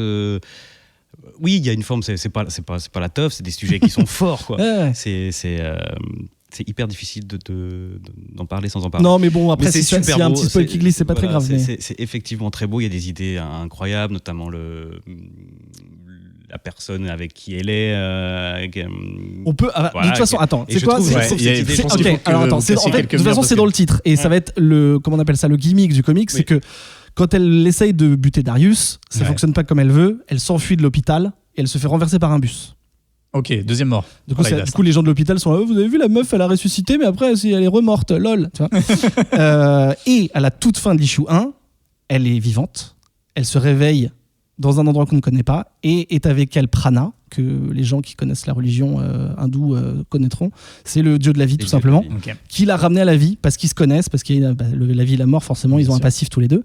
Possiblement amoureux, d'ailleurs, ils le disent pas trop, mais il y a un truc. On a cette impression, rien que ça, c'est des... Et donc voilà, il lui dit, écoute, voilà, je t'ai ramené à la vie, mais bon, c'est un peu chiant parce que je me fais engueuler par les boss là-haut, mais voilà, je t'ai ramené, je pouvais pas faire autrement, donc maintenant, vis ta vie. Et ça va être un genre, de toute façon, c'est dans le titre, les différentes morts de Layla Starr. Et du coup, voilà, je t'ai coupé pour dire ça, mais en tout cas, voilà, on a ce postulat. Oui, voilà, donc le personnage, c'est Prana, tu disais, qui est très, très stylé. C'est Prana qui est très stylé. C'est des idées qui sont simples, mais qui sont tellement belles, quoi. L'idée du dieu de la vie et du dieu de la mort, qui non seulement se connaissent, qui sont possiblement amoureux, on ne sait pas. Il y a de la poésie à toutes les pages, quoi. Alors, dans les dessins, évidemment. Ça, je le dirai pas, mais je t'évoque juste le narrateur de l'issue 3. C'est quand même juste ça, je pense, j'ai pas envie de le dire, mais je suis d'accord avec toi. C'est vraiment stylé. C'est très, très, très stylé. Mais c'est là que, pour le coup, j'adore Dick Shores. J'adore ce qu'il a fait sur Swamp Thing. En plus, c'est un perso que j'aime beaucoup. D'ailleurs, je sais plus dans quelle émission je parlais juste de l'issue dont il a. La première issue qu'il a écrit où genre il raconte comment Swamp Thing crée son corps et comment ça vient à la vie entre le végétal et l'organique. Et c'est là, encore une fois, c'est sur la vie et la mort, quoi. Mais je trouve que dans Layla Starr, il se surpasse. Moi, j'ai vraiment envie qu'il me raconte tout, quoi. Et en plus, j'ai pas spécialement la science des mots en anglais. Enfin, tu vois, je sais lire l'anglais, mais quand il fait des formulations, je me dis putain, mais merde, ça a de la gueule quand même, tu vois. Et vraiment, effectivement, c'est de la poésie, quoi. Il te dit, je sais pas, il va pas juste te dire cette belle femme est en train de fumer, il va te dire la longue chevelure, machin. Enfin, tu vois, c'est très très cool là. C'est un peu rigolo quand je le dis comme ça, mais. Et c'est pas trop verbeux du coup, ça. Bah non, je trouve que il arrive à faire c'est hyper fluide. Non, il y a pas tant de texte que ça, et c'est vraiment très. C'est justement ça, c'est qu'il y a peu de texte, mais dans le texte justement qui est pas trop long et qui est pas verbeux, il met des... Non, mais tu vois, en plus après il te raconte l'enfance de Darius. Du coup, avant il habitait à la campagne, il a rencontré un genre de jardinier qui était très cool, qui avait un physique particulier. Il s'est attaché à lui, puis après leurs vies se sont séparées. Du coup, il y a énormément de choses et pourtant c'est en très peu de cases. À un moment, il y a une espèce de triangle amoureux quand il est un peu plus adolescent. Enfin. Il y a énormément de choses et à la fois en 3 issues c'est passé extrêmement vite et je trouve que voilà ça donne ce discours sur l'espoir, sur le côté, je disais, est-ce qu'on essaye de vivre la vie à pleine balle ou est-ce qu'on essaye de rester dans le rang et de juste s'assurer qu'on survit, quoi. C'est vraiment très très très très cool. Et juste pour parler des dessins, donc Philippe Andrade, je le connaissais pas. J'ai trouvé que ses dessins étaient ouf. Moi, ça me fait beaucoup penser à Mathieu Bablet, même si t'étais pas d'accord hors antenne. Ça me fait beaucoup penser à Mathieu Bablet. C'est pas comics, mais ça peut, Johannes Farr, ça marche aussi. Ça peut, c'est pas du tout comics américain, mais moi, ça me va très bien. La palette de couleurs, enfin les palettes de couleurs sont dingues. Je parlais de la scène d'intro qui se passe au crépuscule, mais il y a beaucoup de, c'est une palette où il y a beaucoup de rose et d'orange. C'est assez chaud. Ouais. Et puis voilà tout ce qui appartient au folklore ou en tout cas même à l'architecture, à la nature, au paysage indien. C'est magnifique. Il y a des idées vraiment folles. Franchement, je sais pas ce que je pourrais dire de plus. Faut vraiment que vous le lisiez, que vous découvriez le truc vous-même, parce que moi, c'est mon coup de cœur vraiment de cette année. Les pages défilées, je me souviens pas la dernière fois que j'ai vraiment eu un coup de cœur comme ça. Peut-être Mister Miracle, tu vois, qui a rien à voir, mais je trouve ça fou. Et je suis vraiment deg que ce soit en 5. J'espère vraiment qu'il y aura quelque chose ou qu'il y aura une librairie réédition, je sais pas, mais. Il faut voir ce truc parce que ce personnage il est extrêmement attachant. Pareil, on n'en sait pas trop sur elle. Enfin, on sait rien de sa vie de mortelle, enfin de la vraie Layla Starr entre guillemets. Ouais. Mais la mort, moi j'ai envie de savoir comment elle va faire sa vie, j'allais dire. Voilà. Tu veux ajouter quelque chose? Mais finalement, c'est peut-être bien que ce soit pas si long, parce que un peu comme on disait sur ces textes qui sont pas longs, mais qui sont des petits poèmes, et que ce soit finalement une forme en 5 issues qui nous raconte un truc. Puis tu dis que c'est pensé comme ça. Nous coller les frissons à la fin de ouf. Puis c'est certainement pensé comme ça, effectivement. C'est mieux que les shoots trop ou quoi. Donc allez-y, Boom Studio, ça tue.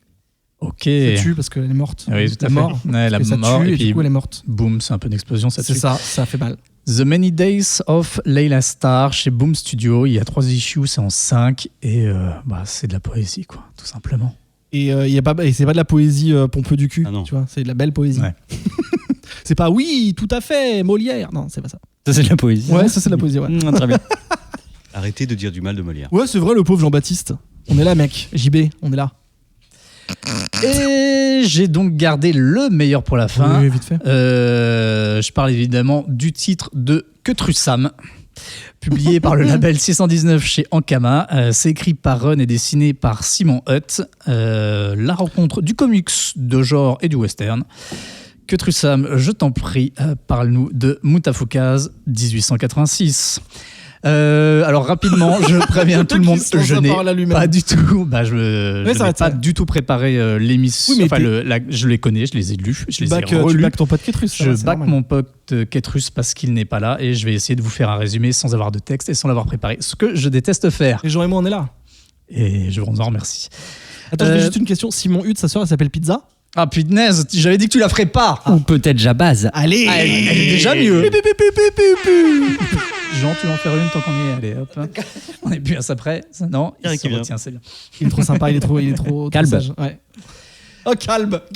Très bien, calme. Il a dit calme. Oh la vache. Oh, j'étais déjà dans ma réflexion. Très bien. Très bien. Je la préfère à toutes. Allô, pauvre Simon. On l'embrasse. On t'embrasse. Mutafukaz 1886, qu'est-ce que c'est? C'est très clairement l'histoire de Mutafukaz en mode what if, c'est-à-dire qu'on reprend les personnages de Vince et Lino, nos 2 personnages de Mutafukaz, plongés directement en 1886. Ce sont à la manière du comics de base, 2 losers qui cherchent fortune en cherchant de l'or tout bêtement dans un ruisseau. Alors que la ruée vers l'or est finie et que finalement il n'y a plus grand chose à trouver. Et il s'avère qu'ils trouvent quand même une pépite et ils espèrent vivre la grande vie au moins pendant quelques temps. Et à la manière de nos 2 personnages de Mutafukaz, ils sont très vite emmerdés par tout le monde. C'est vraiment les losers qu'on connaît.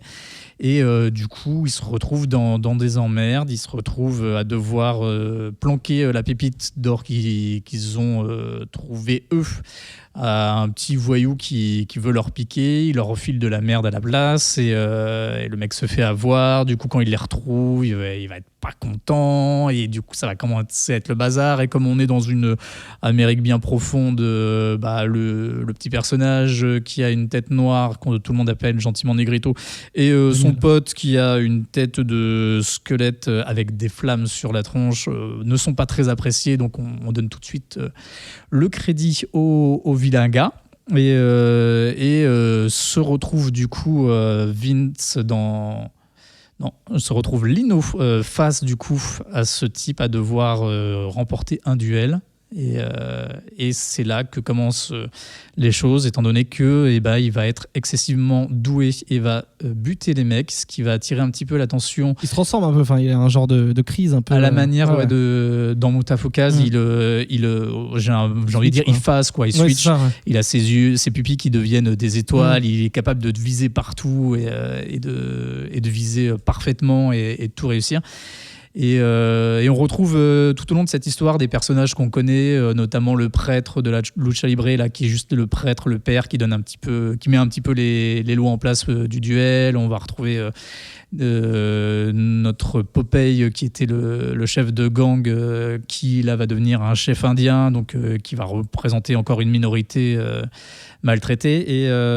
Et donc c'est clairement l'histoire de Mutafukaz renvoyée dans l'univers de western. Et qu'en dire de plus, à part que je peux situer vite fait le contexte, c'est-à-dire que l'idée de ce comics, elle vient à la base du dessinateur Simon Hutt, qui fait un fan art à la base de Mutafukaz, dans le style qu'ont ces personnages, donc un style beaucoup plus kawaii, je dirais, un peu mangaïfié. Moi, j'aurais même dit graffiti, un peu tag. Ah, c'est pas faux. Mural, un peu, tu sais, fresque. De toute façon, ça correspond au label. Ça correspond tout à fait au label. Ouais.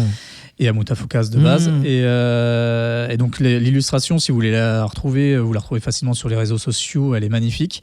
Et à partir de ce dessin, ils commencent à discuter avec Ron un petit peu. Et de fil en aiguille, ils en viennent à l'idée de faire un what if de Mutafukaz. Ce qui est quelque chose qui est un petit peu déjà dans l'idée de Ron de base, quand on discutait avec lui. C'est quelque chose qui est déjà revenu. Et le film, pour lui, était déjà un what if. C'était une version alternative de ce qu'était l'histoire à la base. Plus courte et plus condensée. Et là, il part vraiment dans le what if, puisqu'il les plonge dans un autre univers. Un univers qui visuellement est magnifique. Je le dis, graphiquement, c'est une claque, c'est excessivement dynamique, les couleurs sont superbes. T'as un côté dans les teintes qui est assez terreux, on est dans des marrons orange avec les ciels qui sont pas bleus, du coup il y a une teinte orangée qui arrive un petit peu comme des photos anciennes qui auraient un petit peu subi l'effet des couleurs, enfin l'effet du temps et de la lumière dessus. Et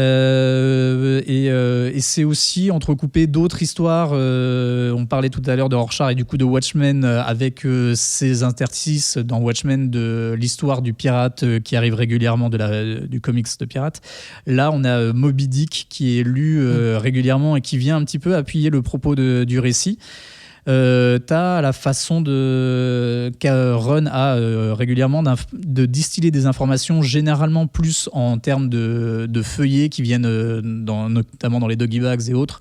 Là, ça vient carrément dans l'histoire. C'est énormément sur l'univers du coup des Indiens, de l'histoire américaine. Enfin, je dis indien alors qu'on nous dit clairement natif dans l'histoire qu'il faut parler de natifs d'américains. Je crois que même amérindien, c'est c'est déjà, donc on va dire natif. Ouais. Natif, c'est beaucoup mieux. Du coup, tout ça, il le distille à travers ses personnages. J'ai trouvé ça aussi excessivement chouette. L'histoire, du coup, on la connaît et en même temps, du coup, on a d'autres aspects, une autre façon. Et moi, ça me plaît. Je pense que c'est pas fait pour tout le monde. Je pense que c'est une autre façon de raconter l'histoire. Moi, ça me plaît. On va en discuter après. Ouais. Si tu connais pas, du coup, tu découvres une histoire telle qu'elle est. Je pense que certaines personnes peuvent ne pas accrocher à l'idée d'avoir la même histoire dans un autre univers.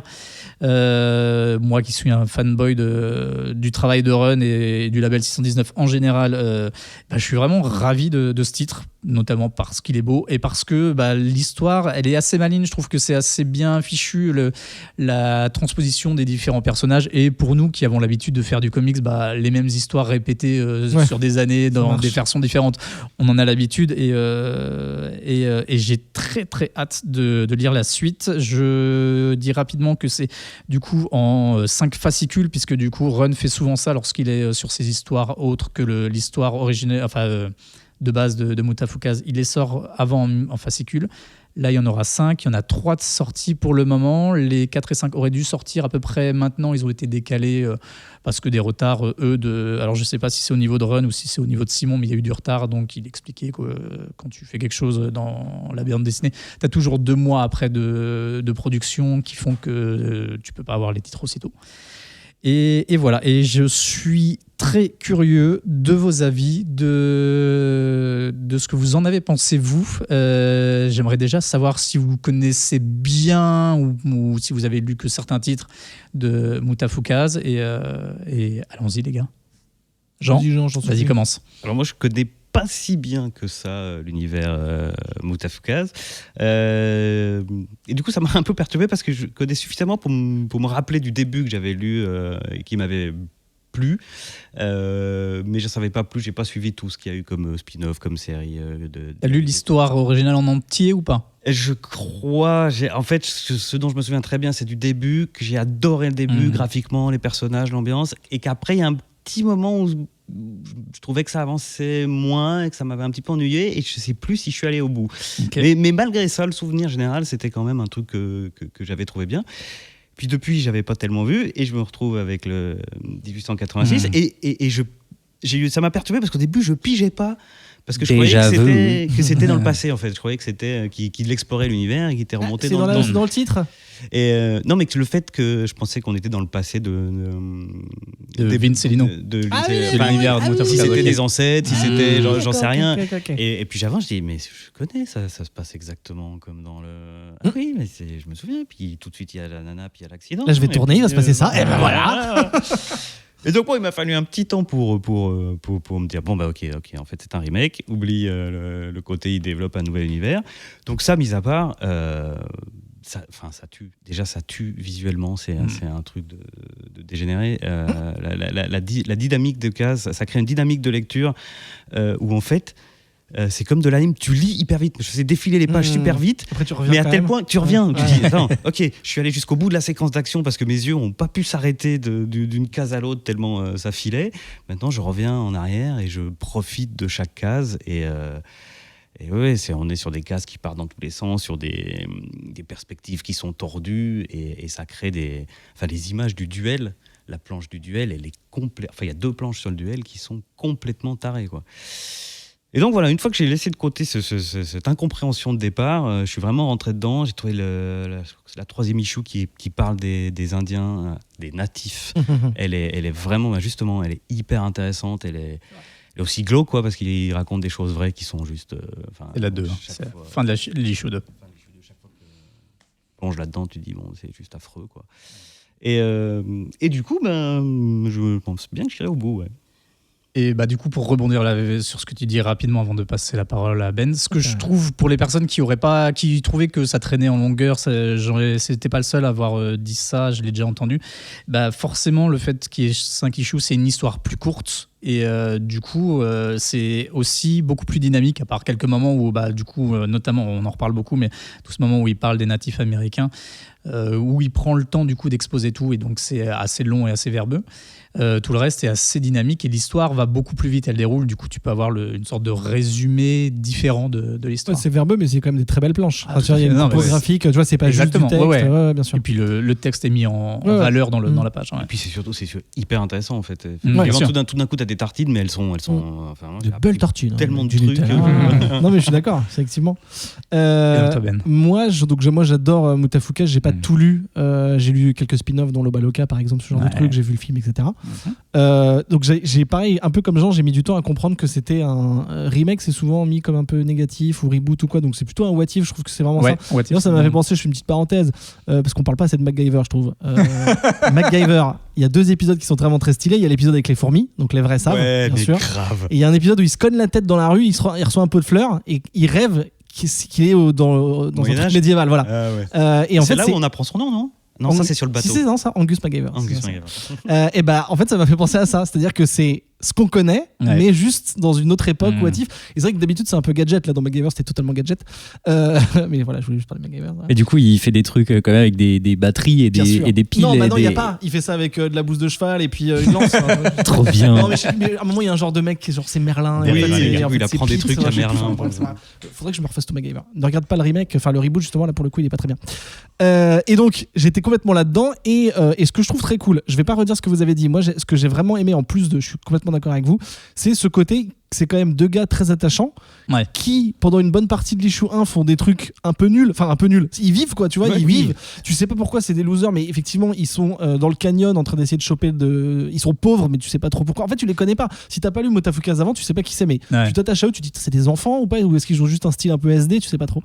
Et du coup, au début, effectivement, il se passe pas grand chose, mais dès qu'ils vont. Donc, il y a cette rencontre avec ce malfrat là. Ouais. Mais dès qu'ils vont arriver en ville pour vivre un peu la belle vie, là, il y a des détails partout. Ça grouille dans tous les sens. Enfin, tu vois, tu disais que Ron, il aimait bien mettre des petits détails partout. Ouais. Dans n'importe quelle devanture, il y a des petits détails, il y a des machins. Genre, et tu sais, les trucs très western, très saloon. Dans Et le c'est là que tu vois drugstore, encore ouais. qu'ils sont hyper fans des États-Unis et de la culture américaine, sûr. quoi. Et il y a même une page de pub entièrement Oui, avec comme- essayez notre Coca-Cola, Oui, je sais pas quoi. qui est comme dans. C'était dans. Doggy Bag, il y avait. Oui, complètement, c'est totalement quoi. Doggy Bags compliant. Et donc voilà, je trouve qu'il y a toujours des trucs à lire. Et vraiment, je suis d'accord avec ce que tu disais quand tu disais que il raconte des trucs par d'autres médias d'une certaine manière. Ouais. C'est pas que les bulles des personnages. Je trouve ça vraiment très stylé. Et puis voilà, et par rapport à ce qu'a dit Jean sur la dynamique, voilà, dès que ça part en gunfight ou en baston, tout est. Moi, Simon Hutt, je suis son travail depuis Oui. très longtemps sur Twitter, etc. J'adore ce qu'il fait. À chaque fois, j'ai l'impression que c'est une fresque dehors sur un mur, quoi. Donc c'est hyper adapté à cette histoire. Et puis pareil, ce qu'on a dit sur les natifs américains, je m'attendais pas trop à ça. Je m'attendais Ouais. pas à ce que ça parte en bain de sang aussi. On va pas parler du tome 3 non. parce qu'on va chialer, mais je trouve effectivement, je m'attendais pas à avoir cette espèce de leçon d'histoire sans aucune. C'est pas du tout péjoratif ce que je dis. Où je me disais, putain, en fait, ok, c'est pas juste des mecs qui se tirent dessus. Il y a quand même un discours derrière où on te fait un récap. Donc je pense que ça doit être des faits historiques. Enfin, il a Oui. pas inventé, tu vois. En plus, Ron est connu pour justement énormément se documenter. Voilà, quand il écrit, exactement, donc, ça se sent totalement. Mais ce que j'ai bien aimé aussi, c'est assez anecdotique, mais il y a un des natifs qui essaye en tout cas de s'intégrer ou de faire le pont Oui. entre les natifs et les blancs, enfin, ou les yeux clairs, ils les appellent, qui donc lui est un peu à cheval entre les deux, qui de temps en temps pondère un peu le truc en disant ouais, ok, ils nous ont exterminés, mais avant que C'est les vrai. colons Il y a le arrivent, on contrepoint. s'entretuait et tout ça entre nous, etc. Enfin, c'est vraiment, encore une fois, c'est anecdotique, mais j'ai trouvé que c'était juste pas les ça tombe les juste. grands méchants, les grands gentils. Voilà, il y a une histoire derrière, et puis moi j'ai envie d'en savoir plus. Donc oui, non, vraiment très cool, très violent. Je m'attendais pas à ce que ce soit aussi violent. Motafukas normal, c'est pas si. Enfin, il y a des gunfights et tout, c'est dans pas mal les violent. ghettos, mais c'est vrai. Du coup, là, graphiquement, il y a c'est- des meurtres de masse, quoi. ouais, c'est ça. finalement. Donc, C'est ça, ouais, il y a vraiment une Gatling beaucoup et tout à un plus, moment. ouais. Enfin bon, bref. Mais en tout cas, c'est très très cool, et la palette de couleurs de Simon, elle est ma boule, quoi. Mhm. Vraiment. Mais d'ailleurs, c'est sa palette un peu habituelle, rose, orangé, violet, tout ça, Ouais. c'est magnifique. Donc j'aime beaucoup. Très honnêtement, c'était pas dans mes lectures. Je l'avais vu sortir, je m'étais dit putain, encore. Je suis très en retard sur plein d'autres trucs du label, mais là, je vais continuer, c'est sûr, parce que c'est vraiment vraiment très stylé, quoi. Donc très cool. Une bonne récréation, et en même temps, on apprend des trucs. Donc c'est bien. Chouette. Et je rebondis juste vite fait sur ce que tu Rebondis, avais dit. En fait, oui, les personnages au tout début, ils sont excessivement attachants. En fait, c'est ça. Après, tu les vois en galère, donc ouais, t'es ouais. avec eux, quoi. Bah, t'es avec eux, et puis ils sont bons, ils sont foncièrement bons. Donc voilà, ça fait plaisir. Pour revenir vite fait sur la publication, donc je disais les issues 4 et 5 sortent respectivement les 27 août et 17 septembre. Je sais pas si on le trouve encore, mais l'issue 1 a été vendu avec un coffret qui est juste magnifique, cartonné, épais, avec moulure et tout ça, dorure. Si vous le trouvez. Et en plus, il y a une petite carte. Moulure, c'est un plafond le truc. C'est complètement un plafond. Vendre le plafond. Mais il me semble que pour l'Obaloka notamment, il me semble qu'ils avaient ressorti le truc, donc là peut-être qu'ils vont refaire une réédition. Alors, aussi, je peux te répondre à ça. Allez. Pour l'Obaloka, fait le sol. ils se sont sentis, ils sont fait avoir sur le nombre de personnes qui voulaient absolument avoir le coffret. Donc, ils l'avaient réédité avec la dernière issue. Là, ils ont annoncé dès le départ que voilà, là, ils avaient fait les choses bien dès le début. Il y avait le bon nombre de coffrets avec l'issue 1. Il n'y en aura pas d'autres. Donc, si vous le trouvez, chopez-le. Et pour les personnes qui préfèrent avoir la version TPB, elle sortira forcément. On n'a pas encore de date, mais ils le font à chaque fois. Il y aura la version complète qui sortira peut-être pour Noël. Ça m'a donné. Et d'ailleurs, ils ont fait un espèce de mini trailer vidéo où c'est Oui. des dessins animés là vraiment au sens premier du terme, c'est vraiment voilà, mais ça donne envie qu'il y ait un dessin animé quoi, un vrai Vraiment, dessin ce animé. serait trop chou- mais enfin, Ça pourrait, mais bon, c'est énormément de travail. ouais, Déjà et que le puis long on métrage, sait il a que mis du temps. Ron a énormément souffert sur, Ouais. sur l'autre. Donc, Mais c'est Bon. sur Netflix, je crois on d'ailleurs. fait parce que on trouve un Adrien en PLS. Le- donc on va se dépêcher. le temps file, le temps file. ouais. Oh, ça On va faire vite sur la fin, t'inquiète. Ouais, ça va. Il va pas nous faire chier. Du coup, je vais faire un résumé très rapide de ces 3 reviews. En fait, putain, ça fait plaisir, les gars. 3 titres et j'ai l'impression que c'est un grand oui pour Mais oui. les. Ça fait longtemps que j'ai. C'est pas ce vu genre ça dans un d'émission comics. qui fait craquer le porte-monnaie. Ouais, clairement. Exactement. En plus, juste avant les vacances, vous avez besoin de lecture Mais pour oui. la plage. Bien sûr. C'est parfait. Vous, excessivement plaisir. Je n'en dirai pas plus et c'est le moment du jingle, Adrien. Pou, pou, pou, pou, pou. Ok. Mec, c'est Mario quoi. Vous l'attendez de tous. Je crois que cette fois-ci, il est l'heure. C'est l'instant régional d'entre-deux tours. Et donc, si vous aimez prendre des coups à beigne, si vous voulez vanner à charrier, si vous voulez voir la ville en couleur, ça marche aussi, la ville en couleur à grès. Si vous aimez les steaks à hacher, si Z2E vous fait bander de ouf à la barre, si vous voulez payer votre coup à Arrose, Et... ce sera plutôt du cidre pour Ben dans une bolée. Allez, Muriel Si Boll, on vous est là. aimez le jeu d'Orient à grès, Ah oui, Dorian Le Gray. Dorian Oui, Gray. très bien, très bien. Si- Et t'as mis 2 fois Gray, bâtard. ah ouais, je suis Salaud. fort. Salaud. Si vous pensez Escroc. que je dois T'es un voyou. envoyer mon équipe à l'HP de Barge, si Ouh. comme nous, vous considérez que cette émission sera culte, ou si vous faites chier à Celle, Oh non. j'aurais pu faire une avec des BZ, c'est peut-être qu'il est Si temps vous animez de Comics nous Outcast à remettre- Celle, ça marchait aussi. Merci. très bien. C'est peut-être qu'il est temps de nous remettre au boulot. Et si vous pensez qu'il est temps que j'arrête de m'enfoncer dans la Creuse, Oui. c'est sans doute que vous venez de la Haute-Saône et que vous savez comment nous contacter, à savoir sur Twitter, Facebook, Instagram ou encore sur Discord où vous découvrirez la communauté de folie du vaisseau Hypersensas.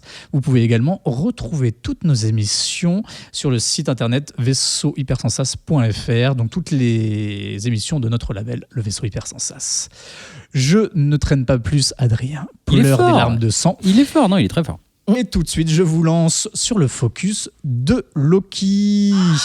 Ah oui, c'est vrai qu'il n'y a pas de jingle du coup. Non, pas de jingle, on l'a déjà fait. Loki. J'ai pas pris le nom complet, c'est. Journey into Mystery. Journey into Mystery. Merci. Bon bah le voyage dans le mystère finalement. Voilà. Et avant qu'on ne commence à parler de ce titre, est-ce que l'un d'entre vous est capable de nous situer les événements qui mènent à ce point précis de l'univers asgardien? Jean Voca Oui. Ouais, eh ben vas-y, rapidement. Jean Voca, je prends la main. Rapidement, juste avant les événements qu'on trouve donc dans Loki Journey into Mystery, c'est les événements de siège. C'était une attaque de grande envergure sur Asgard menée par Loki et différents acolytes. Notez qu'Asgard à cette époque n'est pas perdu dans le ciel mais flotte au-dessus d'une petite ville des États-Unis, Oui. Broxton. Bref, à un moment donné, le super-héros Sentry a voulu aider, sauf qu'il a basculé vers le côté obscur et a libéré son The Void, qui est une créature qui détruit tout. Et This is the Void. là, notre Ben. Oui, bonsoir Garou. Pardon. donc, Le moment où ça bascule. Et donc là, contre toute attente, Loki, qui pourtant était au départ instigateur de tout ça, trouve que ça va trop loin et se sacrifie pour empêcher la destruction d'Asgard. Sauf que Loki, c'est un petit malin. Avant ça, il a passé des pactes, je vais très très vite, hein, mais il a passé des pactes avec Mephisto, avec la déesse Hela de Hell, etc. Tout ça pour pouvoir finalement revenir à la vie sous la forme d'un jeune garçon qui serait innocent de tous les crimes qu'il a commis par avant. Et donc au départ de cette histoire, on a ce jeune Loki que Thor protège, parce que lui, il a envie de croire c'est son frère, il l'aime, il veut croire à cette rédemption, alors que tous les autres le détestent et se disent qu'il sera forcément la merde. D'ailleurs, assez drôle, la première phrase prononcée par le jeune Loki dans cette histoire, c'est « Mais enfin, pourquoi tout le monde part toujours du principe que je mens ?»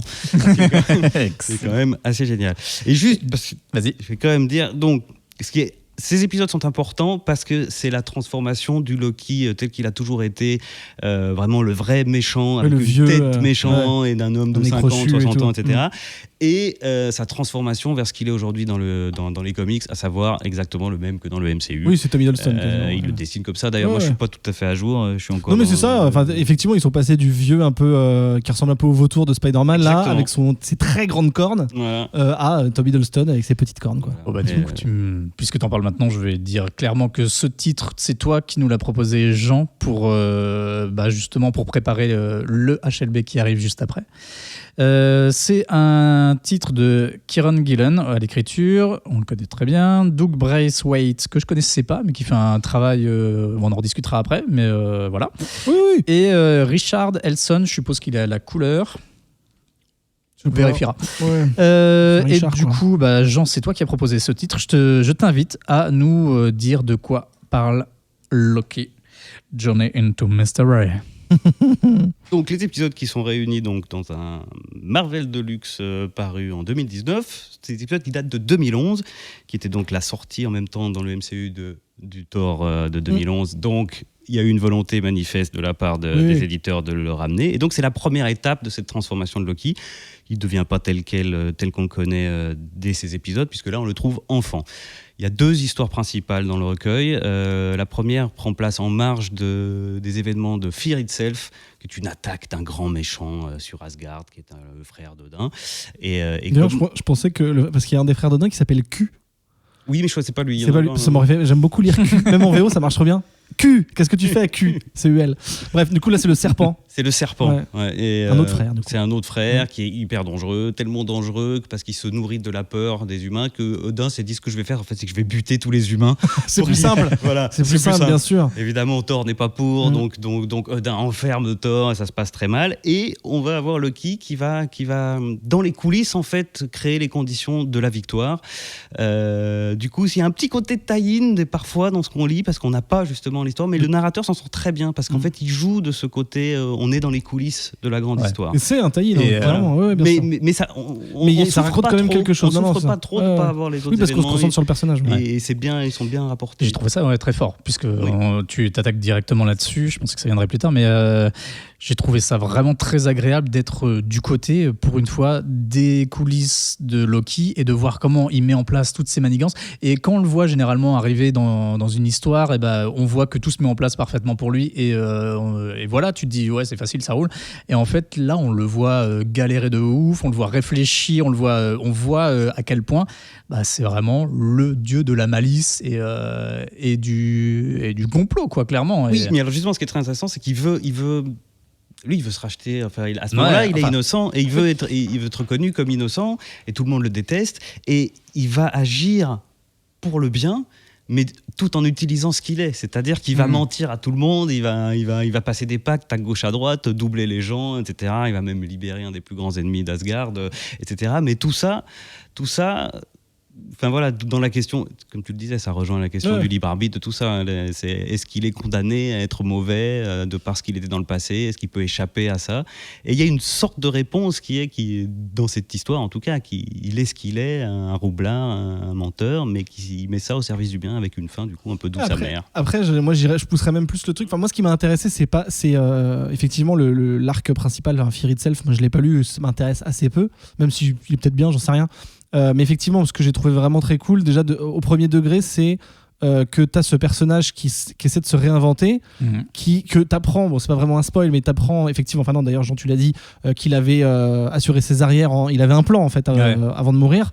Mais lui-même dit, je suis le dieu de la malice, je suis censé être imprévisible et créer le chaos. Ouais. Et en fait, je suis devenu prévisible, je suis devenu boring un peu, tu vois.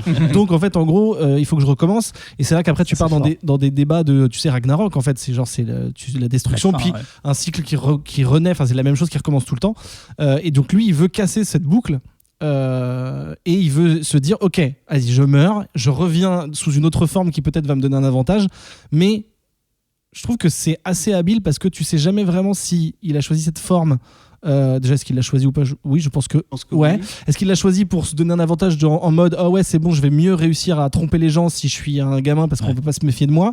Ou est-ce qu'il a vraiment envie d'être foncièrement bon et c'est pour ça qu'il se met dans une enveloppe innocente pour dire si, j'ai vraiment un bon fond, et c'est pour ça que la première phrase où il dit pourquoi tout le monde s'attend à ce que je mente alors qu'il sait très bien que c'est son taf, quoi, tu vois.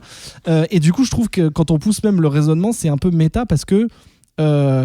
C'est de dire, voilà, quand tu t'écris un personnage, et c'est marrant que tu parles du MCU, de toute façon c'est forcément lié, c'est que Loki, même si c'est pas un personnage principal, il est dans le décor, il est dans le Odinverse, on va dire le Thorverse depuis toujours, et du coup tu peux pas changer un personnage du tout au tout, ou en tout cas tu reviens après, ou alors tu fais des what if ou quoi. Et donc là, de se dire, ok, on va. En fait, ce personnage, il a des règles, il a une charte. Loki, il mentira toujours. Et en fait, le personnage dans l'histoire veut changer parce qu'il en a marre et tout. Mais en même temps, c'est très méta parce que tu dis, ok, est-ce que Kieron Gillen va pouvoir changer ce personnage qui appartient à Marvel et tu peux pas faire tout ce que tu veux sauf si c'est un truc cadré, mais là c'est un tie-in mais c'est quand même canon et c'est dans l'histoire de Thor, tu vois. Et donc je trouve ça vraiment, au bout d'un moment ça fait mal à la tête quand tu vois les choses s'imbriquer. Après c'est quand même clairement cadré pour la volonté éditoriale de le transformer en le personnage du MCU. Évidemment. Mais il le fait très bien, et il y a qui court tout au long de l'album aussi toute une réflexion sur la nature des histoires, sur la nature des contes, et avec des choses très bien, et qui tendent vers la suite. Bon, je me suis un peu renseigné sur la suite, c'est-à-dire qu'il va devenir de dieu du mensonge dans le MCU, il devient dieu des histoires. On a un pont qui est de dire que les histoires sont une forme de mensonge, et donc en tant que dieu des mensonges, il est le dieu des histoires. Et déjà cette thématique-là est très présente. Juste un truc que j'ai adoré, c'est l'issue qui commence sur le barman qui est en train de fermer son bar, et le texte nous dit, il y a une légende qui dit que parfois le diable il vient voir un barman qui est en train de fermer son bar, il vient tailler le bout de gras, et puis si ça se passe bien, en partant il lui laisse un pourboire qui fait que le barman n'aura plus jamais besoin de travailler. Et la dernière case de cette planche, c'est dire cette histoire est fausse. Là, tu tournes la page et première case, c'est Méphisto qui rentre dans un bar et le texte dit mais parfois le diable se prête au jeu. Et du coup c'est génial parce qu'en fait c'est une boucle de causalité qui dit que les histoires finalement elles peuvent devenir vraies, et que le fait de raconter une histoire, tu finis par créer quelque chose qui existe pour de vrai. Même il y a des petits détails, pardon, excuse-moi, même il y a des petits détails où tu sais quand à un moment Volstagg il lui raconte l'histoire des chèvres, enfin le destrier de Thor, où à un moment il lui raconte une histoire, il lui dit voilà ça s'est passé comme ça machin, et Loki dit est-ce que c'est vrai, et Volstagg il répond un truc genre oui c'est vrai, enfin c'est vrai si j'ai envie que ce soit vrai, c'est une histoire en fait. C'est vrai comme une histoire. C'est vrai comme une histoire. Et donc effectivement à ce moment-là tu dis en fait est-ce que Loki ment? Il ment foncièrement, il y a des fois c'est des vrais mensonges premier degré, mais en même temps c'est juste il arrive à twister la vérité ou à créer une vérité qui va finalement être la vérité des gens, quoi. Ce qui est le propre de toute histoire racontée. De toute façon, à partir du moment où tu racontes une histoire, tu l'interprètes à ta façon, tu la racontes avec un regard et du coup tu mens quelque part forcément toujours un petit peu. Mais c'est pour ça que je trouve que c'est hyper méta, je sais pas si c'est le mot, mais en tout cas il y a un genre d'imbrication de comment on appelle ça, de mise en abîme, où effectivement moi quand je lis ce comics, même si je sais que c'est de la magie, qu'il y a des gens qui volent et tout ça, pour moi c'est la réalité à ce moment-là, c'est ça. Donc quand je vois Loki dire un truc qui n'est pas vrai, je me dis il ment, mais en fait il est juste en train de raconter une histoire dans l'histoire. Je trouve que c'est, tu vois, c'est pour ça que je dis au bout d'un moment ça flambe le cerveau. Ça c'est un point de toute histoire et de tout film ou de toute série, c'est que à la base tu considères que les personnages te disent toujours la vérité, ce qui n'est pas dans la réalité. Si foncièrement le mec est un menteur. Exactement, si ça sert le scénario, mais de toute façon ce qu'on te dit dans une histoire, tu dois y croire parce que sinon une histoire ne se tient pas. Mais la façon dont c'est raconté dès le début, tu as vraiment l'histoire, enfin t'as le sentiment d'un conte, quoi, ça c'est quelque chose que j'ai trouvé très agréable dès le début. Ça me rappelle des auteurs que j'adore comme Mike Mignola quand il nous raconte ses histoires d'Hellboy. Et ce qui est très profond sur ce personnage, enfin sur cette histoire, c'est qu'elle est vraiment pas blanche, elle est vraiment pas noire, elle est vraiment toute en nuances, et le personnage lui-même. Et vous disiez qu'il essaye de se reconstruire, c'est même plus que ça, puisque en fait il ne se souvient pas, il essaye déjà de savoir clairement qui il est lui-même, enfin qui il a été, qui il est à présent, qui il va devenir, et cette construction, elle est vraiment très maligne et très fine. Il sait pas, mais ce que j'ai trouvé malin, c'est que l'ancien Loki qui va au tout début lui dire ça s'est passé comme ça, il va le transformer un peu en pet, enfin en corbeau, quoi, qui va être un peu sur son épaule, une pie, pardon, et qui va en fait en gros lui dire sans lui dire les choses. En gros il va lui poser, je sais plus, à un moment il lui dit maintenant t'es mon pet, et tu diras que ce que j'ai envie de savoir, envie d'entendre, et rien d'autre. Et en fait c'est pas vraiment ce qui se passe, parce que il lui dit des trucs, mais c'est un peu peu des charades et du coup ça revient sur le thème de tu joues avec les mots en fait de toute façon Et pendant d'ailleurs, tout le il comics. résout, alors je sais pas si on le raconte ou pas, mais il résout Ah oui, la fin. il trouve ouais. Pas en écrivant une histoire. Mmh. C'est Ouais. super beau en faisant le Mmh. rapport entre le fait que la plume est plus forte que l'épée. Enfin, ce passage, j'ai trouvé ça très très beau. Et graphiquement, rapidement, cette première Oui. partie, Ouais. on est sur, on a l'impression de lire un livre d'Heroic Fantasy. Oui, des ce que j'allais dire, ouais, c'est même un peu de la gravure des ou des- illustrations ouais, du ouais. Seigneur des Anneaux. des Oui, choses comme complètement. ça. Non, c'est très très beau. Et du coup, j'ai une question. C'est vraiment canon cette histoire parce qu'il y a des choses qui les laissent apparaître, notamment le design d'Iron Man qu'on voit que sur une case ou de Oui, je crois que c'est canon. Hulk. Il est orange, je crois. Peut-être le Hulk rouge, il y avait un Hulk rouge à cette Ouais, époque. mais j'ai dans pas les l'impression temps que ce soit le Hulk rouge. Hulk Hogan peut-être alors. Ah bien. Non, mais cela dit, Et oui, il me semble que en fait en gros Fear Itself c'est un des gros events. Qui est canon. Ouais, c'est ouais, c'est canon. canon. ouais. Même Après, il y a un moment que je veux vraiment pas spoiler, donc je vais pas le dire, mais il y a un moment, un Personnage événement, important. un personnage important. Oui, mais alors- c'est le genre de personnages Ça, qui tu vont sais, et qui viennent. Et justement dans les tie-in, le dernier tie-in que j'ai, enfin le dernier gros event avec des tie-in que j'ai lu et on l'avait chroniqué, c'était War of the Realms. Ouais. Justement, Mm. pareil dans le et de temps en temps dans les tie-in notamment, les illustrateurs ou peut-être ça vient des auteurs prennent des libertés de design. Ça peut arriver, tu vois. Je sais pas les tenants les aboutissants, Ok. mais voilà que Hulk soit orange, à mon avis, soit c'est une couille d'impression, soit c'est juste qu'il est, tu vois, il a fait un peu un style, mais je pense pas que ce soit un. C'est malade. Parce Ouais, que... voilà, il avait mangé à la cantine ou tu vois. Mais non, mais en tout cas, oui, je pense que c'est totalement canon et que juste dans les tie-in, ils se permettent de raconter des trucs qui sont, ils sont validés, ils sont canons, mais c'est pas. Ou alors c'était The Thing et vous l'avez juste C'est mal vrai, vu. et il n'avait pas fait les traits pour faire les cailloux là. Ouais. Ouais, c'est ça. Euh, Non, mais voilà, moi j'ai trouvé ça très cool, effectivement. Moi j'aime beaucoup l'univers de Thor et je suis plutôt rentré dedans un peu après, notamment avec Jason Aaron, etc. Mais je trouve que et surtout le personnage de Loki, c'est pas que c'est pas mon préféré ou quoi, c'est vrai que je le connais assez peu. Oui, pareil. Et du coup, j'ai trouvé que c'était un bon moyen de le découvrir Ouais. ou de le redécouvrir en tout cas.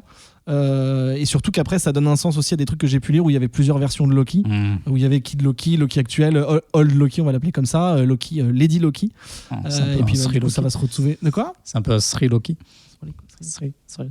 Ah, 3 Loki, 3 Ouais, Loki, un ouais, peu d'accord. comme les 3 Jokers. Ah oui, d'accord, très bien, oui, non, mais, Oui, j'y étais pas. Comme le pays aussi. Oui, la Sri Loki. oui, 2 points. Sri Loki, 2 points.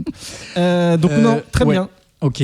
Il y a combien de. Toi, Il y a 20 issues Alors, 20 je sais issues pas, moi j'ai pris la. C'est de la- J'ai une autre question Je crois que c'est d'ailleurs. de la 22 à la 30 et quelques. Toi, tu l'as lu en VO. Je l'ai lu en VO. Ouais, Toi, Jean, tu l'as lu comme moi, la version de Panini. Et donc, J'ai ça part une de- question sur les typos, Ben. Un typo, 2 typos, Ah 3 ouais. typos, Doudou. Parce que Ah ouais, j'ai sur la vraiment. première partie. Ah, les ah, B, ouais. les B, on n'arrive En pas à fait, voir que c'est des B. En Cette fait, en typo gros, est dégueulasse. dans tous les comics de Thor, enfin quasiment, il y a cette typo un peu scandinave, C'est la mes couilles, même là. de- T'arrives en pas à VO. lire. C'est horrible. Je Ouais, déteste. ouais. Ouais, c'est horrible. Mais Tu en t'y fais, VO en fait, aussi, hein. En tu VO, t'y c'est fais au pareil, fur et à mesure de la lecture, mais Ouais, au ouais. début, c'est début, tellement j'arrivais pas à chiant. lire. Puis en plus, fait, t'as les noms impossibles des personnages. Là où c'est qui cool, viennent- c'est quand Thor ou des personnages de ce panthéon-là sont avec des humains ou des terriens, enfin des gens de voilà, où eux parlent dans une typo très classique comique quoi. Ouais.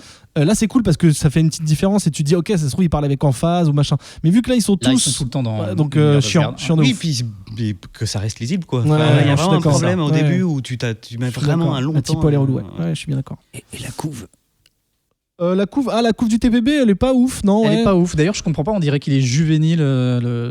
Si je veux bien c'est juvénile. Ouais. Non, par contre, à l'intérieur, il y a les couves originales qui sont faites par une Française. Allez. Oh. Ah c'est Stéphanie Hans non. Oui. Ah là Oh là, là bien là. sûr. Adrien adore car son comics préféré c'est Die. Oui, j'aime beaucoup, oui. Non mais franchement allez-y surtout que après c'est- vous avez gueulé quand j'ai dit ça en antenne mais pour moi il y a quand même une petite inspiration sur la série de Disney+, enfin en tout cas il y a au moins gueulé. l'intention. Ah, on n'a pas gueulé. Non mais vous avez fait ouais. Ça raconte pas du tout la même chose. Non bien sûr Mais, que non, mais je trouve qu'il y a quand même Il y a quelques des thématiques, inspirations il y a voilà. des thématiques. Et du similaires. coup vu que c'est un des trucs qui me plaît beaucoup dans la série télé et ben là je trouve ça très cool. Et en plus le design de Kid Loki je le trouve vraiment stylé. Est-ce Oui, qu'on le serait petit pas sur costume, une là sorte de transition Oh toute là là, trouvée qui me exactement, permettrait de lancer un Oh, jingle enfoiré, tu me laisses faire les transitions. Mais parce Et que du pas le coup, réalisateur c'est ça va pas ou quoi? C'est mon ami. Le compliment agressif. Merci Ben pour cette transition toute faite. Je t'en Et du supplie. coup, je vous propose de passer tout de suite hors les bulles.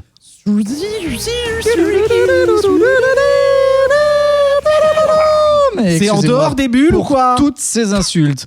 Et avant de passer à notre troisième partie d'émission, je tiens à faire un petit coucou à tous nos patronautes. Salut les patronautes, les copains. Ces fidèles auditeurs qui ont fait le choix de nous soutenir financièrement via Patreon pour nous permettre d'acheter et renouveler notre matériel, mais également à avoir accès à un studio. Et on est revenu, ça fait plaisir. Ouh Vous entendez Ouais, l'écho? vite fait. C'est super. Il y en a pas.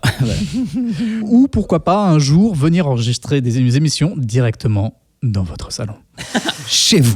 En contrepartie, ils ont accès à des contenus exclusifs ou en avant-première ou la possibilité de nous écouter en direct pendant les enregistrements et d'interagir avec nous via notre Discord. Salut les copains, ils sont là alors qu'on est en temps réel. C'est fou, Donc hein. si vous voulez nous soutenir, rendez-vous sur le Patreon de Vaisseau Hyper Soutenir Sensas. avec de l'argent, des sous, Tout à fait. du flouze, de la maille. Et du coup, si vous voulez des nous simflouz. écouter en direct et que vous Des êtes pesos. patronaute, n'hésitez pas à venir sur notre Discord. Et à présent, place au Hors les Bulles. Et en Hors les Bulles, nous allons vous parler de la toute dernière série de Disney+, à savoir Loki. Merci Adrien. Il a tiré un Voilà. coup de feu comme ça. Adrien vient de tirer avec son flingue. Il a tué Jean. Ah non, putain, merde. Pardon. Mais c'est pas grave, il peut ressusciter, c'est le thème de cette émission. Voilà. Viens ici que je t'habite. Voilà, et bah écoute, Jean, tu as fait la proposition de Focus. Ben, est-ce que tu veux nous parler moi, du moi j'ai HLB? proposé ce HLB parce que du coup Jean avait proposé ça, donc moi j'ai pris une petite série qui vient de qui est un peu vieille, ouais non. Écoutez, oui bien sûr on est obligé d'en parler puisque nouvelle série de Disney+, Winter Soldier, c'était pas ouf. Je vous ai trouvé dur. Hein. c'est- Je vous ai trouvé alors, très dur. Non mais en plus sur je dis ça mais il y a pas de rapport à part que c'est sur la même chaîne. Enfin si il y a un rapport mais je veux dire on n'est pas obligé. C'est pas parce qu'on a aimé WandaVision qu'on va aimer Loki et inversement proportionnel, tu vois. Tout ça pour dire que Ouais, on j'étais va un pas petit peu parler en de manque Winter de pas de série à concept parce que je pense que le high concept de WandaVision va être difficile à égaler ou en tout cas à être en parallèle, mais donc je pense qu'il faut un peu enlever cette idée là et de se dire ok il y a une nouvelle série, on y va. Moi j'aime beaucoup Tom Hiddleston en tant qu'acteur. J'aime beaucoup le personnage de Loki, même si je trouve que dans Ragnarok il est pas à sa juste... enfin c'est pas qu'il est pas à sa juste valeur, c'est qu'il est en mineur, mais il y a quand même des trucs intéressants. Du coup j'étais content de le retrouver et je me suis dit mais qu'est-ce qu'ils vont nous foutre. Ok, alors juste pour resituer si tu veux, Vas-y, dans Infinity War, Ouais. non dans Endgame pardon, tous les Avengers vont dans le passé, dans différentes époques pour choper les Stones et pour niquer Thanos, et ensuite Steve Pas les Rogers Beatles. remet de quoi. Pas les Beatles, donc ils vont Pas- tomber. non, oui, pardon, c'est les Rolling Beatles. et ensuite, Steve Rogers va remettre les pierres. Et quand ils sont en 2012, à l'époque de Avengers, le premier film, ils chopent le Tesseract, c'est leur plan. Et en fait, Loki va se barrer avec, puisque tu peux te téléporter. Et il va arriver dans c'est un premier épisode de la série. Il débarque en Mongolie, je crois, dans le désert de Mongolie. D'ailleurs, je sais pas si les aficionados auront vu que c'est une référence à Iron Man 1, où quand il s'échappe de sa grotte, en fait, pareil, il tombe dans le sable avec des petits bouts partout. Bref. Ça, on peut se faire des heures de easter egg, il y a des vidéos YouTube plein d'internet. Et donc voilà, il débarque là, il a réussi à s'échapper comme il voulait, enfin je pense que c'était désespéré. Et puis il va, minute 1, il y a des gens qu'on connaît pas qui vont apparaître dans des espèces d'écrans un peu flou-mou, tu sais, ils sont un peu flous et un peu mous. Ils passent à travers, c'est un peu de la gélatine un peu, tu vois, mais sauf que c'est des portails. Et c'est un peu des CRS / nazis visuellement. Pardon, mais les casques, ils font un peu, il y a pas la petite pointe, mais on est limite. Mais ils sont gentils. Enfin, en tout cas, les nazis n'avaient pas de petite pointe. Tu si, confonds sur les- avec les Allemands de C'est la la Première Guerre 14e. mondiale. Pardon, d'autres J'ai Allemands. dit quoi? La Première c'est- Guerre mondiale. Oui. C'est ce que j'ai dit? Et bref, Bienvenue ils vont sur dire, l'historique ils vont dire podcast. oui, alors du coup, on est la TVA, donc vous devez payer 20%. Elle est bien. Il fallait la Ouais, faire. il fallait la Non, faire. non, du coup, c'est Time Variant Agent. Non, Time Variant en anglais. Authority, merci. Et en français, je sais même pas comment ils disent ça, mais c'est autre chose. C'est, Ils ont tout changé pour ouais. que ça reste TVA. je c'est crois. TVA, mais Ouais, c'est temporel, je sais pas quoi, mais oui, bref. Et en gros, c'est dire, vous avez joué avec le continuum espace-temps, c'est pas bon, on vous embarque. Et donc, ils embarquent Loki, voilà. Ça, c'est le pitch de tout départ. Oui, avec Et- cette petite phrase quand même qui est géniale. Dès le début Vas-y. de Loki qui dit bah attendez non c'est les Avengers qui ont joué avec le temps C'est pas moi. et c'est pas moi et puis c'est quand même lui qui se fait défoncer. Non mais c'était Oui, parce bon, que- c'était prévu, ils pouvaient jouer avec le temps. Toi par contre C'est bah, ça. tu l'as utilisé pour transporter. Donc On va ils te arrivent buter. dans ce qu'ils appellent la TVA, donc c'est l'espèce d'agence interdimensionnelle, enfin hors du temps même, qui est visuellement, on va beaucoup en parler je pense, mais qui est visuellement très vintage, très années Ouais. 60, très analogique aussi. Et il va passer en jugement et on va lui dire bah voilà, effectivement ce que tu dis c'est que vous avez niqué la timeline. Et il dit c'est pas moi qui ai volé l'orange. Et il dit bah si, c'est vous. c'est Voilà. Michel. Ouais, c'était lui. Et juste à côté, il y a un gars qui a dit pareil, qui s'est fait désintégrer. Donc là, tu dis, ok, ils sont pas là pour déconner. Ouais. Et donc voilà, donc il est prisonnier et puis il va devoir, je sais pas, si on peut un tout petit peu continuer le pitch. Oui, en fait, bah, il va- bien sûr, un peu là- comme dans toutes les séries policières où il y a un gars qui se fait incarcérer, on va dire, ok, t'es incarcéré, mais on a quand même besoin de toi, donc tu vas devenir un peu flic. Ce Et sera notre c'est un peu ce qu'il va faire, voilà. Et c'est ça. Et le pitch, c'est du coup, ils vont traquer un méchant. Ouais. Dont on ne dit rien. C'est ça, avec l'aide de Loki de la Terre 616. Je sais pas si c'est lui d'ailleurs, mais de la Terre du MCU, quoi, qu'on connaît, que nous. Dont on ne dit rien, mais dont on avait quand même beaucoup entendu parler. Oui, Je bien pense sûr. pas que- bon. Bah après, il y a des gens, ils font Oui. du theory crafting, tout ça. Je crois que c'est pas 616, c'est genre Je dis ça parce que c'est dans les comics, mais en fait, non. 199 999 ou un truc comme ça. D'accord. Je crois, je sais plus de mémoire, mais en tout cas, elle a un numéro. D'accord. C'est une série en 6 épisodes. Oui, c'est seulement. court, hein. mais c'est Moins bien. que Vendavision. Oui, c'est bien. Ah, toi, t'aimes bien que ce soit pas trop long. J'aime Ah, pas- t'as raison. Des fois, De toute façon, ça s'étend trop. Et... Je sais Oui, pas si ça a ça été dépend, annoncé, mais. mais, Ah, il y a peut-être pas de saison 2. Tiens, je dis ça comme si c'était logique, mais peut-être pas. Vendavision, il Je sais n'y pas en du avait pas. Donc, Je sais pas du tout. et je pense que Winter Soldier non plus, il n'y en aura pas. Donc peut-être qu'il n'y aura pas de. Voilà. On sait pas. Mais de toute façon, je le redis, le but des séries de Disney+, en tout cas selon Kevin Faire Feige, des c'est ponts. juste de développer certains persos qu'on voit dans les MCU parce qu'on n'avait pas eu le temps de dire des trucs, donc là ça permet de les développer. Et donc voilà, donc il va y avoir cette espèce de, puisque c'est aussi le sujet du focus, cette espèce d'essai de rédemption, ou en tout cas que Loki se dise, je suis pas si mauvais que ça, en même temps je suis pas un good guy, mais je suis plutôt un anti-héros, et il va essayer de prouver qu'il est pas pourri, quoi. Oui, et oui, c'est marrant du coup le choix qu'ils ont fait, que je trouve plutôt cool, c'est que pour sa rédemption vient de la visualisation de sa ligne temporelle en fait. Il n'est jamais arrivé pour lui. Il n'est pas encore arrivé, Tout voilà. ce qui était après Mais il le voit, et Tesseract, du il coup, le voit, ouais. C'est un petit peu comme s'il se faisait un waouh, c'est ça qui va m'arriver. Mm. Il se prend tout dans la gueule et Dont et des trucs qui ça sont le arrivés, révèle. Ouais. on spoile pas, mais sa mère qui meurt, il se fait buter par Thanos à la fin de Endgame, non, au début d'Endgame. Ouais. Et Mais de toute façon, toute cette scène dans le premier épisode, du coup, j'ai lu, il y a des gens qui ont été un peu saoulés en disant Ah ouais putain, ça discute pendant 25 minutes. Et ça discute effectivement pendant Mais c'est- 25 la minutes. discussion, elle est trop stylée. Mais moi, pour l'instant, c'est ce que j'ai préféré dans la série. J'ai ça tout aimé, mais révèle. ces 25 minutes-là, elles sont dingues. ça révèle Elles se clairement jouent à ce moment-là. sa profonde personnalité et ça c'est assez chouette et c'est peut-être 25 minutes mais du coup je trouve que dans l'épisode ça va assez vite. Certains auraient pu critiquer dans l'autre sens en disant ouais bah super, en 2 secondes il switch. En vérité je trouve que c'est du coup C'est un long assez malin process, pour ouais. le faire venir assez rapidement, que ce soit pas chiant et qu'en même temps ce soit justifié et bien construit. Ouais, absolument. Adrien, tu veux dire un mot? Oui, bah Adrien Larousé. on peut juste préciser quand même que soit ce n'est que en 6 épisodes, mais par contre les épisodes sont longs. Ouais, il y a quand même Contrairement- le générique de 7 minutes de merde là. Hein. Non, ça, mais par rapport à Ça Wanda fait ou quasiment à... 50 minutes, ouais. Voilà. Mais attends, à chaque Mais fois, c'est plus long. d'un épisode à l'autre, c'est pas des formats. Le premier est c'est- plus long, non. mais après ça rétrécit. Hein. Ouais, oui, c'est oui, mais rarement enfin, ça a des- perdu 10 minutes, c'est pas non plus ma boule. Entre 45 et 50 minutes. Mais à voilà, chaque mais fois. c'est plus long que Ça va. Falcon et c'est Wanda. Et en ça, alors du coup, c'est quand même un petit peu étonnant.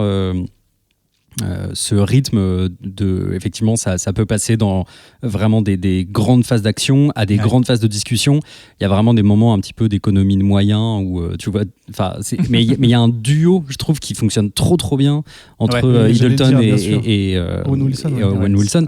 Ils sont tous les deux genre incroyables et ils se Ouais. rendent super bien la Mm. balle et du coup moi effectivement 25 minutes de dialogue par ces mecs là ok quoi, enfin Surtout que tu vois t'apprends des go trucs go aussi, et quoi. puis après aller faire des bastons dans des couloirs en ciment qui coûtent rien à tourner, tu vois, genre ça me va tout à fait. Ouais, Enfin, ouais. ça me va très bien moi. En fait, pour moi, il y a tu peux vraiment voir 2 grosses lignes éditoriales, j'allais dire, ou 2 gros arcs dans la série. C'est d'un côté, tu as ce côté action avec le but, parce qu'on l'a pas forcément dit, mais le but de la TVA, c'est d'éviter. En fait, dès que quelqu'un fait un Ouais. truc qui n'était pas prévu par les Pas timekeepers, pareil, on en a pas parlé, c'est des timekeepers qui doivent, donc, bah, selon leur nom, garder la timeline intacte.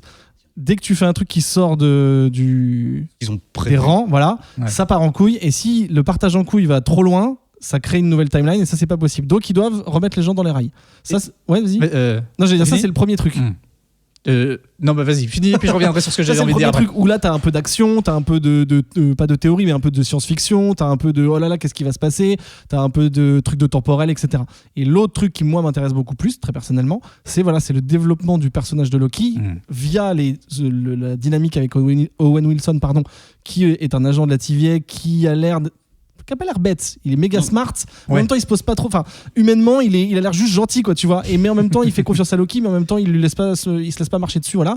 Mais tu vois qu'il y a un vrai échange, comme disait Adrien, il y a un vrai échange entre eux et c'est via les dialogues et via leur dynamique que tu vas apprendre des trucs sur lui, enfin sur Loki et sur Owen Wilson qui s'appelle Mobius. Et du coup pour moi il y a voilà, ces 2 aspects là qui vont s'entrecroiser, mais moi je suis plus team Loki qui Belle digne. voilà, c'est ça. Ok, et sur la première partie donc, dont tu parlais, c'est du coup, il y a une seule ligne temporelle et se pose la question, est-ce que cette série, elle va pas aussi chercher du coup, ou créer les premières phases d'un multivers au MCU, quelque chose qui est un petit peu déjà bien annoncé dans le prochain Spider-Man. Et Doctor Strange surtout. Ouais. Et Doctor Strange, Ouais, tout à fait, ouais. ouais. C'est dans le titre. D'ailleurs, c'est le scénariste de Loki, c'est le scénariste de Doctor Strange 3. Donc j'imagine que le gars a fait sa tambouille. On sait qu'ils veulent un multivers, Ouais. il semblerait. Et là, Ils ont soif. Oui, est-ce au, que au voilà. départ, Enfin, c'est marqué multivers en gros à un moment Ouais, quand même, hein, donc il y a pas trop de, sûr. y a pas Non, trop non. de doute sur le fait qu'on considère les timelines comme des. Oui, mais Mais ça, comme ça, je- avant Loki, il y mais on avait a pas dit que ce- pour l'instant, il n'y a pas. Mais voilà, Ils ont voilà. toujours empêché Non, que ça si, Bien arrive. sûr, bien Mais sûr. avant Loki, Loki, on ne savait pas qu'il y avait une ligne de temps unique. On la prend là, qui est du coup un peu gérée par cette TVA. Dans Endgame, tu le sais un peu dans la scène avec l'Ancient One qui parle avec Hulk, qui lui Oui. dit ça c'est la ligne, et si tu fais un truc avec une stone, ça fait une autre ligne. Voilà. Exactement. Mais On sait qu'il peut y effectivement, il n'y a avoir pas ce côté sacralisation. D'ailleurs, il l'appelle la ligne sacrée quasiment. Mais ça c'est intéressant parce que ça alors pardon, et en plus vous savez que j'aime pas le theory crafting. Il nous emmerde. Mais potentiellement, je veux dire, ça pose tout de suite une question presque éthique de, tu vois, carrément. qui est là pour gérer le temps Exactement. et voilà. Et donc, clairement, il y a une forme de délit, enfin de surpouvoir quoi, qui est celui des maîtres du temps. Ou du moins, il y a un côté, il y a une grosse vibe magicien d'Oz, je trouve, tu vois, quand Ouais. même, tu sais, de ne pas voir qui est derrière le rideau.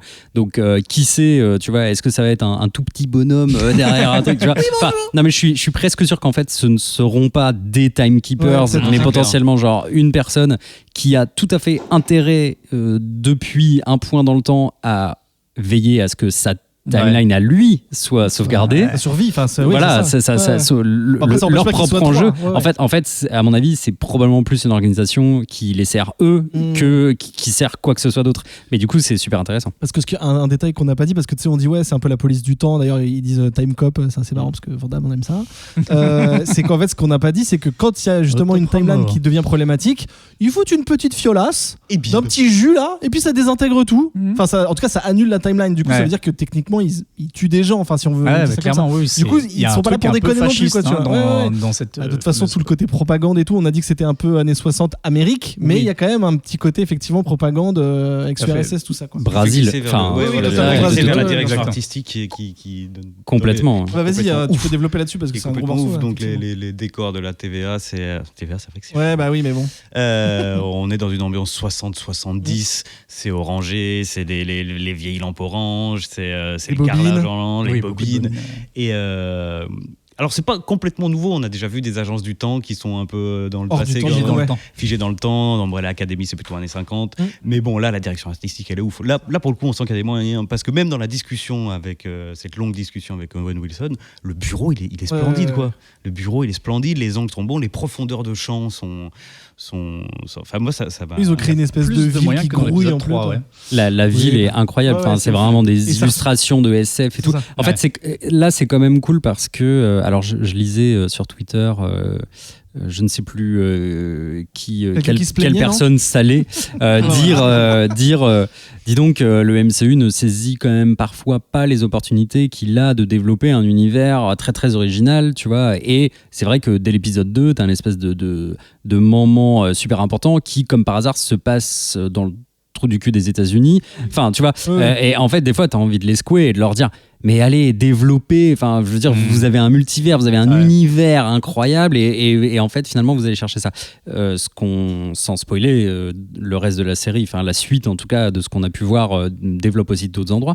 Mais je trouve que ce moment dans la TVA, c'est très symptomatique de ça. C'est à la fois, genre, c'est des bases tout à fait terriennes. C'est vraiment très, enfin, américain, mais voilà, c'est les années 60, c'est nos années 60, elles sont relativement codées, voilà.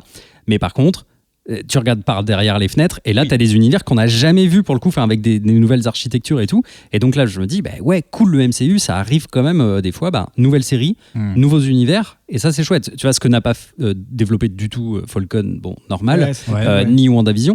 Mais du coup, là, Loki, ok, tac, des planètes ou des endroits qu'on n'a jamais vus. Ça, c'est excitant, quoi. Ce qui est intéressant, c'est que je connaissais pas du tout la TVA dans les comics, donc j'ai un peu regardé. Et donc c'est sensiblement la même chose, sauf que Owen Wilson, qui est un peu c'est la figure via Loki, c'est la figure de la TVA pour nous, à part les petits sbires en armure là, enfin en CRS. Dans le comics, ce personnage, en fait, c'est un personnage qui est cloné, qui lui-même visuellement est tiré d'un vrai auteur de comics dont j'ai oublié le nom, et en gros ça donne un peu, il y a un espèce de truc méta ou pareil encore une mise en abîme du média comics, de dire c'est nous qui faisons les règles, si un truc sort des rails et qui nous plaît pas, genre s'il y a un personnage qui aime pas, bah en fait on annule tout et puis on refait. Mais c'est Jean Giraud alors en fait, ils ont cloné. C'est pas lui malheureusement. Et apparemment d'ailleurs, ça aurait été aussi un peu à l'époque écrit chez Marvel comme une sorte de petite pique contre le pic de l'industrialisation de chez Marvel où en gros des bureaux et tout, tous en open space et vas-y faut chier du comics, tu vois. Et donc c'est tu vois un truc un peu genre contre la bureaucratie qui était en train de naître chez Marvel. Oui, c'est ça, le média artistique était en train de se faire bouffer par l'industrie, quoi. Donc non, il y a plein de trucs à dire. Après, il y a des trucs qu'on dit pas pour pas spoiler. Bien sûr. Mais effectivement, très personnellement, moi j'aime beaucoup. Ouais. Visuellement, je vois qu'Adrien parlait sur le Discord de la BO, la musique, je la trouve tarée. Pour moi, la BO, elle est super ouf. bien. Alors il y a mille mille rêves. rêves. On est d'accord qu'il y a de la térémine dedans dans le. De la térémine. Du térémine. On dirait le truc qui fait la térébenthine. C'est pour nettoyer. Oui, il y a effectivement l'utilisation d'un térémine probablement. Ok, bah voilà, c'est et des références à John Carpenter. Ouais, voilà. Mais il y a tout en fait. Il y a beaucoup de Wendy Carlos, enfin de l'autrice de la BO de Shining ou d'Orange Mécanique. Tu vois, il y a clairement ce truc mélange de cuivre, synthé, parfait de Wendy Carlos. Il y a Gigos qui met un gif de Doctor Who aussi. Il y a des refs à... Doctor Who, on le retrouve même dans le scénario, mais on le retrouve aussi dans la musique. Il y a quelque chose... Bon, il y a des trucs très modernes, un côté synthé, violon et tout, ça y va, c'est généreux. Il y a un peu de Blade Runner aussi dans l'utilisation des synthétiseurs DX7. Et non, mais c'est... Suer, là. Ouais, j'ai vraiment chaud.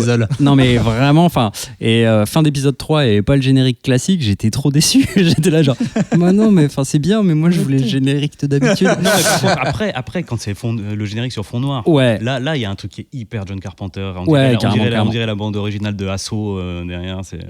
Non, c'est trop bien. C'est une femme, je crois, qui fait la musique. C'est quoi, quel est son nom? Je ne sais plus. Paul Sulitzer peut-être. Mais ce qu'on n'a pas dit non plus, mais c'est un peu ça. Enfin, cela dit, ça va de soi, mais non, parce que dans Winter Soldier, il n'y avait pas trop. C'est bourré de petits détails. Il n'y a pas forcément que des Easter eggs, mais en tout cas des trucs qui racontent. Dans le générique, notamment, c'est si tu as envie de théorie crafter, il y a de quoi faire, quoi. Et du coup, pareil, venez sur le Discord dans le. Oui, venez pas poter, il y a du monde. En mode spoiler, quoi. Mais voilà, c'est très cool. Il reste 3 épisodes, on est à la moitié. Ouais. Et voilà, est-ce que moi très personnellement je m'en fous un petit peu de ce qui va arriver. C'est quoi le suivant d'ailleurs? C'est le 4. Non, c'est quoi la série suivante? C'est pas Miss Marvel? Non, c'est trop tôt. C'est déjà Miss Marvel? Je sais peut-être pas. C'est pas du tout ce qui vient ensuite. Je sais plus. C'est vrai que j'ai un gros bug. Bah tu sais, il y a quand même. Il y a What If qui doit. C'est quand? Oui, il y a sûrement What If. C'est What If Gigos nous dit merci. Merci Gigos. Bravo. Donc oui, non, voilà, finissons ça déjà et puis on verra. Finissons là-dessus, surtout encore un point très positif. Dis donc, c'est vraiment la soirée. On a dessalé un Adrien aujourd'hui. Ouais. Voilà, tout le monde. C'était une chouette émission, les enfants. J'étais vraiment très content de vous avoir. Merci, Jean, d'être venu. Merci de m'avoir convié. Super. Où est-ce qu'on te retrouve, Jean? Alors moi, on me retrouve pas, moi. Je sors de ce studio, je suis un ninja. Vous me retrouverez jamais, j'ai été formé par les meilleurs. Attention, Adrien déteste les ninjas. C'est vrai. Mais non, plus sérieusement, j'ai un Facebook sur lequel je ne publie rien, un Instagram sur lequel je ne publie rien. Donc bon. Et voilà. Il publiera dès demain pour sur le Discord peut-être de VHS si t'as envie de venir. Il va falloir que je m'y. Ça fait longtemps qu'il faut que tu t'y mettes. Mais je crois que même que j'ai un compte, mais pas mon nom. Il faut que bref. Donc je suis une espèce de vieillard, pas tout à fait à jour avec ces choses-là. Oui, t'es Alan Moore. Précisons que Jean est venu avec des notes sur copie double. C'est vrai. Oui, c'est vrai. Gros carreau perforé. Voilà. Là où certains viennent avec des holos, des holonotes ou d'autres dispositifs plus technologiques. Jean a su nous rapporter à une époque plus douce où on écrivait sur copie. D'ailleurs. Voilà. Et donc Jean sera sur Discord dès demain, date de sortie de l'émission. Le gars. Non mais là quand tu rentres ce soir là, tu t'inscris, je m'en fous, Très bien. Ben, écoutez, comment ça va? Je travaille beaucoup trop. Ouais. Mais je suis sur Twitter régulièrement, de la galéjade, du LOLTO Shop. Ouais. Quoi d'autre vous dire? Des sorties d'émissions en ce moment? Pas vraiment, car comité, je pense que ça sera pas avant la rentrée parce qu'on est pause fatigué, estivale. voilà. C'est cool, c'est quoi? On a quelques idées, mais du temps. En fait, c'est le temps qui me manque. C'est pour ça Mais la il y a la peut-être TVA et rien tout ça. qui soit suffisamment cool pour qu'on ait envie de savoir quoi. Oh, la méchanceté, par contre. Ah ouais, je pose des C'est questions. quoi la méchanceté? Je t'invite. Bah vas-y, c'est très parti, bien. c'est ma passion. Et puis les toys, peut-être qu'on fera des trucs pendant l'été. Faut voir si les gars partent en vacances ou pas. Enfin, Ok. j'imagine que oui, mais voilà. Sinon, quoi vous dire? Bah écoutez, benrenault.fr si vous voulez m'embaucher. J'ai refait le logo d'Album Comics. Je suis très fier de ça. Oui, j'ai vu. Ah, Très cool. content. Ouais. Les C'est- gens ont l'air contents également. La la tu as eu boutique, je savais raison pas de que le c'était faire toi. parce Bah, qu'il était voilà. temps.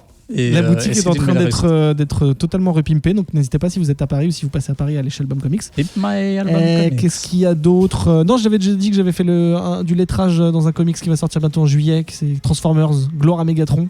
Oh, Truc, J'ai rien que le euh, titre, je suis à Ouais, c'est très propagande. J'ai fait la couve aussi, on était sur une propagande quoi, au sens vraiment allemand du terme ou russe du terme. Et puis voilà, un truc qui sortira sûrement à la rentrée, j'en reparlerai plus tard, une petite BD, voilà. Oh, Oui, voilà. cool. putain. Du coup, beaucoup de travail. Mais bon, c'était cool. Je suis très content d'avoir refait une émission parce que l'émission d'avant, j'étais censé hoster. J'ai cancel comme une merde. Adrien m'a. Oui, c'est un petit peu devenu une mode Rien dans m'a Comics sauvé. Outcast. Et voilà. Et du coup, je suis très content d'avoir refait une émission dans le studio également. Donc voilà, écoutez, à bientôt. À bientôt, Ben. Ah oui. Adrien. Oui. Alors, à part en PLS sous ton bureau toute la soirée, Ouais. où est-ce qu'on te retrouve? Eh ben, on peut me retrouver sur Internet, sur le Discord, sur Twitter, Adrien Rouzet, Z2E. On peut me retrouver également aux manettes du dernier jeu Arte, enfin aux manettes à l'édition d'un jeu qui s'appelle Unmaze et qui est disponible dès maintenant depuis le début de semaine là sur iOS et Android et c'est gratuit. Donc il n'y a pas de raison de ne pas l'essayer. C'est une Profitez-en. adaptation voilà, du mythe du Minotaure avec Thésée et Astérion et vous Attaquez-vous incarnez Ariane pour faire sortir ces deux jeunes hommes du labyrinthe, sachant que pour passer de l'un à l'autre, nous utiliserons le capteur de lumière de votre téléphone pour savoir si vous êtes dans la lumière ou l'obscurité. Voilà, c'est plutôt rigolo et C'est on magnifique. a beaucoup travaillé pendant La 4 ans, donc lumière. j'ai bien envie d'avoir vos retours. Et c'est gratuit. Profitez-en, c'est pas le genre d'Adrien. C'est vrai. Bon, en fait, je vous mens parce qu'il y a un moment, c'est payant. Mais bon, Ah là là, il nous. C'est tu vois, de comme ça. Voilà. l'achat intégré. exactement, on est Comment obligé il de dit faire en comme anglais ça maintenant. Eh ben très bien. Et toi, Samuel, le bilan? Eh ben moi, vous me retrouvez. J'essaye d'être sur Discord là. En ce moment, c'est un peu chaud niveau boulot, donc j'ai plus de mal, mais j'essaye. T'es en train de dire que tous les gens qui sont sur Discord dans la journée, c'est glandeurs et des glandeuses? Absolument. Ok, très bien. Salut les glandeurs. Et ainsi Non, que les je vous aime, glandeuses. bisous. J'essaye de poster des petits trucs sur Instagram de temps en temps, oui, Twitter, voilà. Vous pouvez m'envoyer des petits messages, je vous répondrai. Je vais être de nouveau un petit peu dans le défaussé. On enregistre dès samedi avec les copains.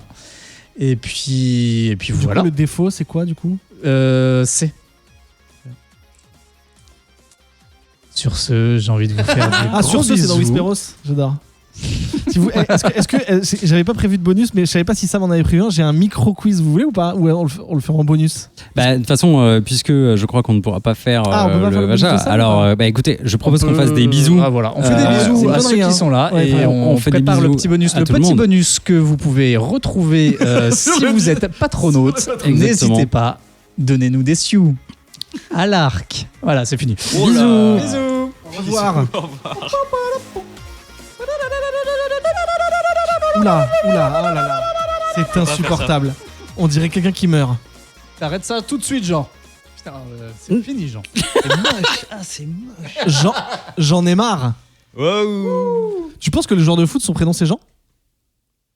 J'en fous? C'est Non, chaud. non, non. J'en foute. En plus, limite, si tu coupes, on dirait j'en foutre.